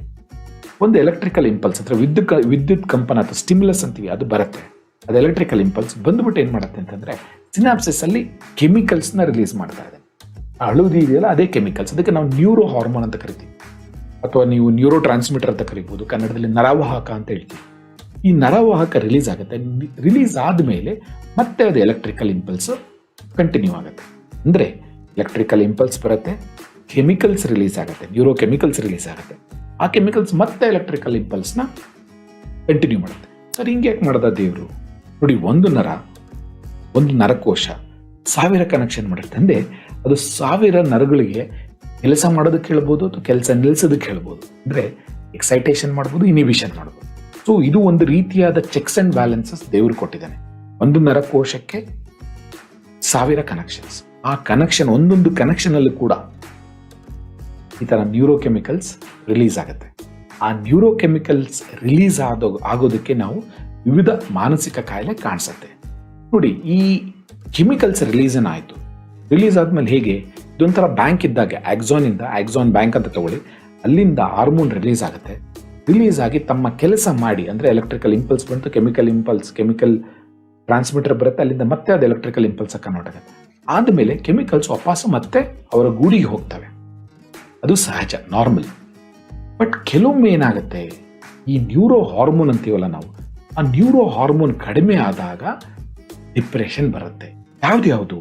ಸೆರೆಟೋನಿನ್, ಅಡ್ರಿನಲಿನ್, ಡೋಪಮೈನ್, ಗ್ಲುಟಮರ್ಜಿಕ್, ಗಾಬಾ ಅಂತ ಹಲವಾರು ಹಾರ್ಮೋನುಗಳು ಕಡಿಮೆ ಆದಾಗ ಕೆಲವೊಂದು ಬ್ರೈನಿನ ಕಡೆ ಆ ಥರ ಕಡಿಮೆ ಆದಾಗ ಡಿಪ್ರೆಷನ್ ಕಾಣಿಸ್ಕೊಳ್ಳುತ್ತೆ. ಕೆಲವೊಮ್ಮೆ ಜಾಸ್ತಿ ಆದರೆ ಬೇರೆ ರೀತಿ ಕಾಯಿಲೆ ಬರುತ್ತೆ. ಇವತ್ತು ನಾವು ಖಿನ್ನತೆ ಬಗ್ಗೆ ಮಾತಾಡ್ತೀವಿ. ಸೊ ಮುಖ್ಯವಾಗಿ ಸೆರೆಟೋನಿನ್ ಕಡಿಮೆ ಆದಾಗ ಡಿಪ್ರೆಷನ್ ತೀವ್ರವಾಗಿ ಕಾಣಿಸ್ಕೊಳ್ಳುತ್ತೆ. ನಾವು ಇನ್ನೂ ಕುಲಂಕುಷವಾಗಿ ಅರ್ಥ ಮಾಡ್ಕೊಳ್ಳೋದಕ್ಕೆ ಒಂದು ಚಿಕ್ಕ ಮೆದುಳಿನ ಒಳಗೆ ಹೋಗ್ಬಿಟ್ಟು ಈ ನರಕೋಶಗಳು ಯಾವ ರೀತಿ ಆಗುತ್ತೆ ಅಂತ ಅಂದ್ಬಿಟ್ಟು ನೋಡುವ ವೀಕ್ಷಕರೇ. ಈ ಉದಾಹರಣೆ ನೋಡಿ, ಈಗ ಈ ನಮ್ಮ ಖಿನ್ನತೆಗೆ ಕಾರಣ ಏನು? ಮೆದುಳು ಕಾರಣ. ಈ ಮೆದುಳು ನಮ್ಮ ಏನಂತಾರಲ್ಲ, ತಲೆ ಬುರುಡೆ ಒಳಗೆ ಮೆದುಳಿದೆ. ಮೆದುಳಲ್ಲಿ ಅಲ್ಲಿ ಕಾಣಿಸ್ತಾ ಇದೆಯಲ್ಲ, ಅವೆಲ್ಲ ನರಕೋಶಗಳು. ನೋಡಿ, ಅದು ಎಲೆಕ್ಟ್ರಿಕಲ್ ಇಂಪಲ್ಸಸ್ ಒಂದು ಕಡೆಯಿಂದ ಇನ್ನೊಂದು ಕಡೆಗೆ ಹೋಗ್ತಾ ಇದೆ. ಒಂದು ನರಕೋಶದಿಂದ ಇನ್ನೊಂದು ನರಕೋಶಕ್ಕೆ ಹೋಗುತ್ತೆ. ಎಷ್ಟು ನರಕೋಶಗಳಿದೆ? 8ರಿಂದ 9,000 ಕೋಟಿ ನರಕೋಶಗಳು ನಮ್ಮ ಬ್ರೈನಲ್ಲಿದೆ. ಈ ನರಕೋಶಗಳು ಒಂದು ನರಕೋಶದಿಂದ ಇನ್ನೊಂದು ನರಕೋಶಕ್ಕೆ ಕನೆಕ್ಟ್ ಆಗುತ್ತಲ್ಲ, ಆ ಕನೆಕ್ಟ್ ಆಗೋ ಜಾಗನೇ ನಾವು ಸಿನಾಪ್ಸಿಸ್ ಅಂತ ಕರಿತೀವಿ. ಈ ಸಿನಾಪ್ಸಿಸ್ ಇರುತ್ತಲ್ಲ, ಅದು ಒಂದು ನರಕೋಶದಿಂದ ಇನ್ನೊಂದು ನರಕೋಶಕ್ಕೆ ಜಂಟಿ ಆಗೋ ಜಾಗಕ್ಕೆ ಸಿನಾಪ್ಸಿಸ್. ಎಷ್ಟು ಸಿನಾಪ್ಸಿಸ್ ಇರುತ್ತೆ? 1000 ಸಿನಾಪ್ಸಿಸ್. ಈ ಸಿನಾಪ್ಸಿಸ್ ಅಲ್ಲಿ ಏನಾಗುತ್ತೆ? ಎಲೆಕ್ಟ್ರಿಕಲ್ ಇಂಪಲ್ಸ್ ಬಂತು, ಕೆಮಿಕಲ್ ರಿಲೀಸ್ ಆಯಿತು. ಕೆಮಿಕಲ್ ಬರುತ್ತೆ, ಎಲೆಕ್ಟ್ರಿಕಲ್ ಇಂಪಲ್ಸ್ ಬಂದ ತಕ್ಷಣ ಕೆಮಿಕಲ್ ರಿಲೀಸ್ ಆಗುತ್ತೆ. ಆ ರಿಲೀಸ್ ಆಗಿದ್ದು ಮತ್ತೆ ವಾಪಸ್ ಆಕ್ಸಾನ್ಗೆ ಹೋಗುತ್ತೆ. ನೋಡಿ, ಇದಕ್ಕೆ ನಾವು ನ್ಯೂರೋ ಹಾರ್ಮೋನ್ ಅಂತ ಕರಿತೀವಿ, ಅಥವಾ ನರವಾಹಕ ಅಂತ ಕರಿಬೋದು, ನ್ಯೂರೋ ಟ್ರಾನ್ಸ್ಮಿಟರ್ಸ್ ಅಂತ ಕರಿತೀವಿ. ಇಲ್ಲಿ ಕೆಮಿಕಲ್ಸ್ ಇದೆಯಲ್ಲ, ಈ ಕೆಮಿಕಲ್ಸ್ಗಳು ಕಡಿಮೆ ಆದಾಗ ಅವಾಗ ಏನಾಗುತ್ತೆ? ಡಿಪ್ರೆಷನ್ ಕಾಣಿಸ್ಕೊಳ್ಳುತ್ತೆ. ಹಲವಾರು ನ್ಯೂರೋ ಹಾರ್ಮೋನ್ಗಳಿದೆ. ಆ ಹಾರ್ಮೋನ್ಗಳು ಯಾವ್ದು? ಸೆರೆಟೋನಿನ್, ಅಡ್ರಿನಲಿನ್, ಗಾಬಾ, ಗ್ಲುಟಮರ್ಜಿಕ್ ಮತ್ತೆ ಡೋಪಮಿನ್ ಅನ್ನೋ ಈ ನರವಾಹಕಗಳು ಕಡಿಮೆ ಆದಾಗ ಡಿಪ್ರೆಷನ್ ಕಾಣಿಸ್ಕೊಳ್ಳುತ್ತೆ. ಅದೇ ರೀತಿ ನಾವು ಈ ಡಿಪ್ರೆಷನ್ ಹೋಗೋದಕ್ಕೆ ಚಿಕಿತ್ಸೆ ಕೊಡ್ತೀವಲ್ಲ, ಅಲ್ಲಿ ಏನಾಗುತ್ತೆ ಗೊತ್ತಾ ವೀಕ್ಷಕರೇ? ಈ ಹಾರ್ಮೋನ್ಗಳು ವಾಪಸ್ ಹೋಗ್ಬೇಕಲ್ವಾ ಆಕ್ಸಾನಿಗೆ, ಅದನ್ನ ತಡೆ ಹಿಡಿದು ಬಿಡುತ್ತೆ. ತಡೆ ಹಿಡಿದ್ಬಿಟ್ಟು ಅಲ್ಲಿ ಜಾಸ್ತಿ ಕೆಲಸ ಮಾಡೋದಕ್ಕೆ ಹಾರ್ಮೋನಿಗೆ ಟೈಮ್ ಕೊಡುತ್ತೆ. ಅದರಿಂದ ಏನಾಗುತ್ತೆ ಅಂದರೆ ಡಿಪ್ರೆಷನ್ ಗುಣ ಆಗುತ್ತೆ ವೀಕ್ಷಕರೇ. ಸೊ ನಮ್ಮ ಮಾತ್ರೆಗಳು ಎಲ್ಲಿ ಕೆಲಸ ಮಾಡುತ್ತೆ ಅಂದರೆ, ಈ ಹಾರ್ಮೋನ್ಗಳು ವಾಪಸ್ ಹೋಗೋದಕ್ಕೆ ಬಿಡೋದಿಲ್ಲ, ಅಲ್ಲೇ ಇನ್ನೂ ಸ್ವಲ್ಪ ಹೊತ್ತು ಕೆಲಸ ಮಾಡಿ ಅಂತ ಹೇಳಿ ಡಿಪ್ರೆಷನ್ನ ಹೋಗಿಸೋದಕ್ಕೆ ಪ್ರಯತ್ನ ಮಾಡುತ್ತೆ. ಅದಕ್ಕೆ ನಾವು SSRI ಅಂತ ಕರಿತೀವಿ, ಸೆರೆಟೋನಿನ್ ಸೆಲೆಕ್ಟಿವ್ ಸೆರೆಟೋನಿನ್ ರೀಅಪ್ಟೇಕ್ ಇನ್ಹಿಬಿಟರ್ಸ್ ಅಂತ ಕರೀತಾರೆ. ಸೊ ಈ ಮಾತ್ರೆಗಳಿಂದ ಡಿಪ್ರೆಷನ್ ಕಡಿಮೆ ಆಗುತ್ತೆ. ಅಂದರೆ ನಮ್ಮ ಖಿನ್ನತೆ ಎಲ್ಲಿದೆ ಹಾಗಾದರೆ? ಮೆದುಳಲ್ಲಿದೆ, ಮನಸ್ಸಿನಲ್ಲ. ಮುಂದೆ ಈ ಖಿನ್ನತೆ ಹೇಗೆ ಕಂಡುಹಿಡಿಯೋದು? ನೋಡಿ, ಎಷ್ಟು ನರಕೋಶಗಳಿದೆ? 8ರಿಂದ 9,000 ಕೋಟಿ ನರಕೋಶಗಳಿದೆ. ಅದನ್ನು ನಾವು ಯಾವುದೇ ರೀತಿಯಾದ ಸ್ಕ್ಯಾನ್ ಮಾಡಿದ್ರೂ ಗೊತ್ತಾಗೋದಿಲ್ಲ. ಒಂದೊಂದು ನರಕೋಶದಲ್ಲಿ 1000 ಸಿನಾಪ್ಸಿಸ್ ಇದೆ. ಯಾವ ಸಿನಾಪ್ಸಿಸ್ ಅಲ್ಲಿ ಕೆಮಿಕಲ್ ಇಂಬ್ಯಾಲೆನ್ಸ್ ಆಗಿದೆ ಅಂತ ಗೊತ್ತಾಗೋದಿಲ್ಲ. ಯಾವ ರೀತಿಯಾದ ಸ್ಕ್ಯಾನ್, MRI ಸ್ಕ್ಯಾನ್ ಮಾಡಿದ್ರೂ ಗೊತ್ತಾಗೋದಿಲ್ಲ. ಯಾವ ರೀತಿಯಾದ ಬ್ಲಡ್ ಟೆಸ್ಟ್ ಮಾಡಿದ್ರೂ ಗೊತ್ತಾಗೋದಿಲ್ಲ. ಕಫ ಪರೀಕ್ಷೆ ಮಾಡಿದ್ರೂ ಗೊತ್ತಾಗೋದಿಲ್ಲ. ಮತ್ತೆ ಹೇಗೆ ಗೊತ್ತಿಡಿಯೋದು ವೀಕ್ಷಕರೇ? ಇದು ಈ ನುರಿತ ಅಥವಾ ಎಕ್ಸ್ಪೀರಿಯನ್ಸ್ಡ್ ಡಾಕ್ಟರ್ಸ್ ಇರ್ತಾರಲ್ವಾ, ಅಥವಾ ಸೈಕ್ಯಾಟ್ರಿಸ್ಟ್, ಅವರ ಜೊತೆಗೆ ಸಮಾಲೋಚನೆ ಮಾಡಿದಾಗ, ಅವರ ಜೊತೆಗೆ ಪೇಷಂಟ್ ಅಥವಾ ಒಬ್ಬರ ಮನುಷ್ಯ ಜೊತೆಗೆ ಮಾತಾಡಿ ಅವರಿಗೆ ಈ ಅನುಭವ ಆಗ್ತಾ ಇದೆಯಾ, ಈ ಕಾಯಿಲೆಯ ಅನುಭವ ಅಂದರೆ ನಿರಂತರ ದುಃಖ, ನಿರಂತರ ಕೋಪ ಈ ಥರ ಬರ್ತಾ ಇದೆ ಅಂತಂದರೆ ಡಿಪ್ರೆಷನ್ ಇದೆ ಅಂತ ಈಸಿಯಾಗಿ ಕೊನೆಯದಾಗಿ ಅರ್ಥ ಮಾಡ್ಕೊಳ್ಳಿ. ನಮ್ಮ ಮನೋವೈದ್ಯಕೀಯ ಕಾಯಿಲೆಗಳು ಬರುತ್ತಲ್ಲ, ಅಂದರೆ ಸೈಕ್ಯಾಟ್ರಿ ಕಾಯಿಲೆಗಳು ಬರುತ್ತಲ್ಲ, ಅದಕ್ಕೆ ಈ ನ್ಯೂರೋಕೆಮಿಕಲ್ ಇಂಬ್ಯಾಲೆನ್ಸ್ ಆದಾಗ ಕಾಯಿಲೆ ಬರುತ್ತೆ. ಸರಿ, ಈ ಕಾಯಿಲೆಗಳ ಈ ಇಂಬ್ಯಾಲೆನ್ಸ್ ಏನಕ್ಕಾಗುತ್ತೆ? ಸ್ಟ್ರೆಸ್, ಮಾನಸಿಕ ಒತ್ತಡ ಬಂದಾಗ ಈ ಕೆಮಿಕಲ್ಸ್ ಇಂಬ್ಯಾಲೆನ್ಸ್ ಶುರುವಾಗುತ್ತೆ. ಸೊ ನಾವು ಮಾನಸಿಕ ಒತ್ತಡನ ಕಡಿಮೆ ಮಾಡೋದನ್ನು ಕಲಿಬೇಕು. ಮಾಡೋಕ್ಕಾಗಲಿಲ್ಲ ಅಂತಂತ ಕಾಯಿಲೆ ಬರೋ ಸಹಜ. ಒಂದು ಸರಿ ಇಲ್ಲ, ಈ ಕೆಮಿಕಲ್ಸ್ ಹುಟ್ಟತಾನೆ ಪ್ರಾಬ್ಲಮ್ ಇದ್ರೆ ಕಾಯಿಲೆ ಬರುತ್ತೆ. ಅವಾಗ ಮಾನಸಿಕ ಒತ್ತಡ ಬೇಡ, ಅವಶ್ಯಕತೆ ಬರುತ್ತೆ. ಅಂದರೆ ಮಾನಸಿಕ ಕಾಯಿಲೆಗೆ 2 ಇಂಪಾರ್ಟೆಂಟ್. ಒಂದು, ನರಕೋಶಗಳಲ್ಲಿ ಕೆಮಿಕಲ್ಸ್ ಯಾವ ರೀತಿ ಪ್ರೊಡ್ಯೂಸ್ ಆಗ್ತಾ ಇದೆ, ಅಂದರೆ ಚೆನ್ನಾಗಿ ಪ್ರೊಡ್ಯೂಸ್ ಆಗ್ತಾ ಇದೆ, ಸರಿಯಾದ ತಕ್ಕ ಮಟ್ಟಿಗೆ ಸರಿಯಾಗಿ ಪ್ರೊಡ್ಯೂಸ್ ಆಗ್ತಾ ಇದೆ ಅಂದರೆ ಗುಡ್. ಹೊರಗಡೆ ನಮ್ಮ ದೇಹದ ಹೊರಗಡೆ ಇರೋ ವಾತಾವರಣ ಬಹಳ ಸ್ಟ್ರೆಸ್ಫುಲ್ ಆಗಿದ್ರೆ ಇಂಬ್ಯಾಲೆನ್ಸ್ ಸ್ಟಾರ್ಟ್ ಆಗುತ್ತೆ ಆಯ್ತರ. ಸೊ ಹೊರಗಡೆ ಇರೋ ಎನ್ವೈರನ್ಮೆಂಟ್, ಪರಿಸರ, ಒಳಗಡೆ ಇರೋ ಪರಿಸರ ಅಂದರೆ ಬ್ರೈನಲ್ಲಿರೋ ಪರಿಸರ ಎರಡು ಚೆನ್ನಾಗಿ ತಾಳಮೇಳುವಾಗಿ ನಡೆದ್ರೆ ನಾರ್ಮಲ್ ಫಂಕ್ಷನಿಂಗ್ ಆಗುತ್ತೆ. ಇಲ್ಲ ಅಂತಂದ್ರೆ ಕಾಯಿಲೆ ಬರುತ್ತೆ. ಸೊ ಪರಿಸರ ಒತ್ತಡಗಳಿಂದ ಒಂದು, ಮತ್ತೆ ಹೆರಿಡಿಟ್ರಿ, ನಮ್ಮ ಬ್ರೈನೇ ಮುಂಚೆನೆ ಹುಟ್ಟಾಗಲೇ ವೀಕ್ ಇತ್ತು, ಆನುವಂಶಿಕವಾಗಿ ಬಂದಿತ್ತು, ಅವಾಗಲೂ ಕೂಡ ಕಾಯಿಲೆ ಬರೋ ಚಾನ್ಸ್. ವೀಕ್ಷಕರೇ, ಅರ್ಥ ಮಾಡ್ಕೊಂಡಿದ್ದೀರಾ? ಮೆದುಳು ಬಹಳ ಇಂಪಾರ್ಟೆಂಟ್ ಭಾಗ. ಅದು 2% ಇರುತ್ತೆ ನಮ್ಮ ತೂಕದಲ್ಲಿ. 2% ಅಂದರೆ ಒಂದು ಕೆ ಜಿಯಿಂದ 1.5 kg, 1.5 kg. ಆದರೆ 20% ಅದಕ್ಕೆ ರಿಸೋರ್ಸಸ್ ಕೊಡ್ಬೇಕು. 20% ಆಕ್ಸಿಜನ್, 20% ಗ್ಲೂಕೋಸ್, 20% ಬ್ಲಡ್ ಸಪ್ಲೈ ಕೊಡಬೇಕು. ಅದಾದಮೇಲೆ ಮೆದುಳಿನ ಕವರಿಂಗ್ಸ್ ಬಗ್ಗೆ ಮಾತಾಡ್ತೀವಿ. ಅದಾದಮೇಲೆ ನರಕೋಶಗಳು ಎಷ್ಟಿರುತ್ತೆ? 8,000ರಿಂದ 9,000 ಕೋಟಿ ನರಕೋಶಗಳಿದೆ ಎಲ್ಲ ಮನುಷ್ಯರಲ್ಲಿ. ಆ ಒಂದೊಂದು ನರಕೋಶ 1000 ನರಕೋಶಗಳ ಜೊತೆಗೆ ಮಾತಾಡುತ್ತೆ, ಅಂದರೆ ಕನೆಕ್ಷನ್ ಇಟ್ಕೊಳ್ಳುತ್ತೆ. ಅದಕ್ಕೆ ಸಿನಾಪ್ಸಿಸ್ ಅಂತ.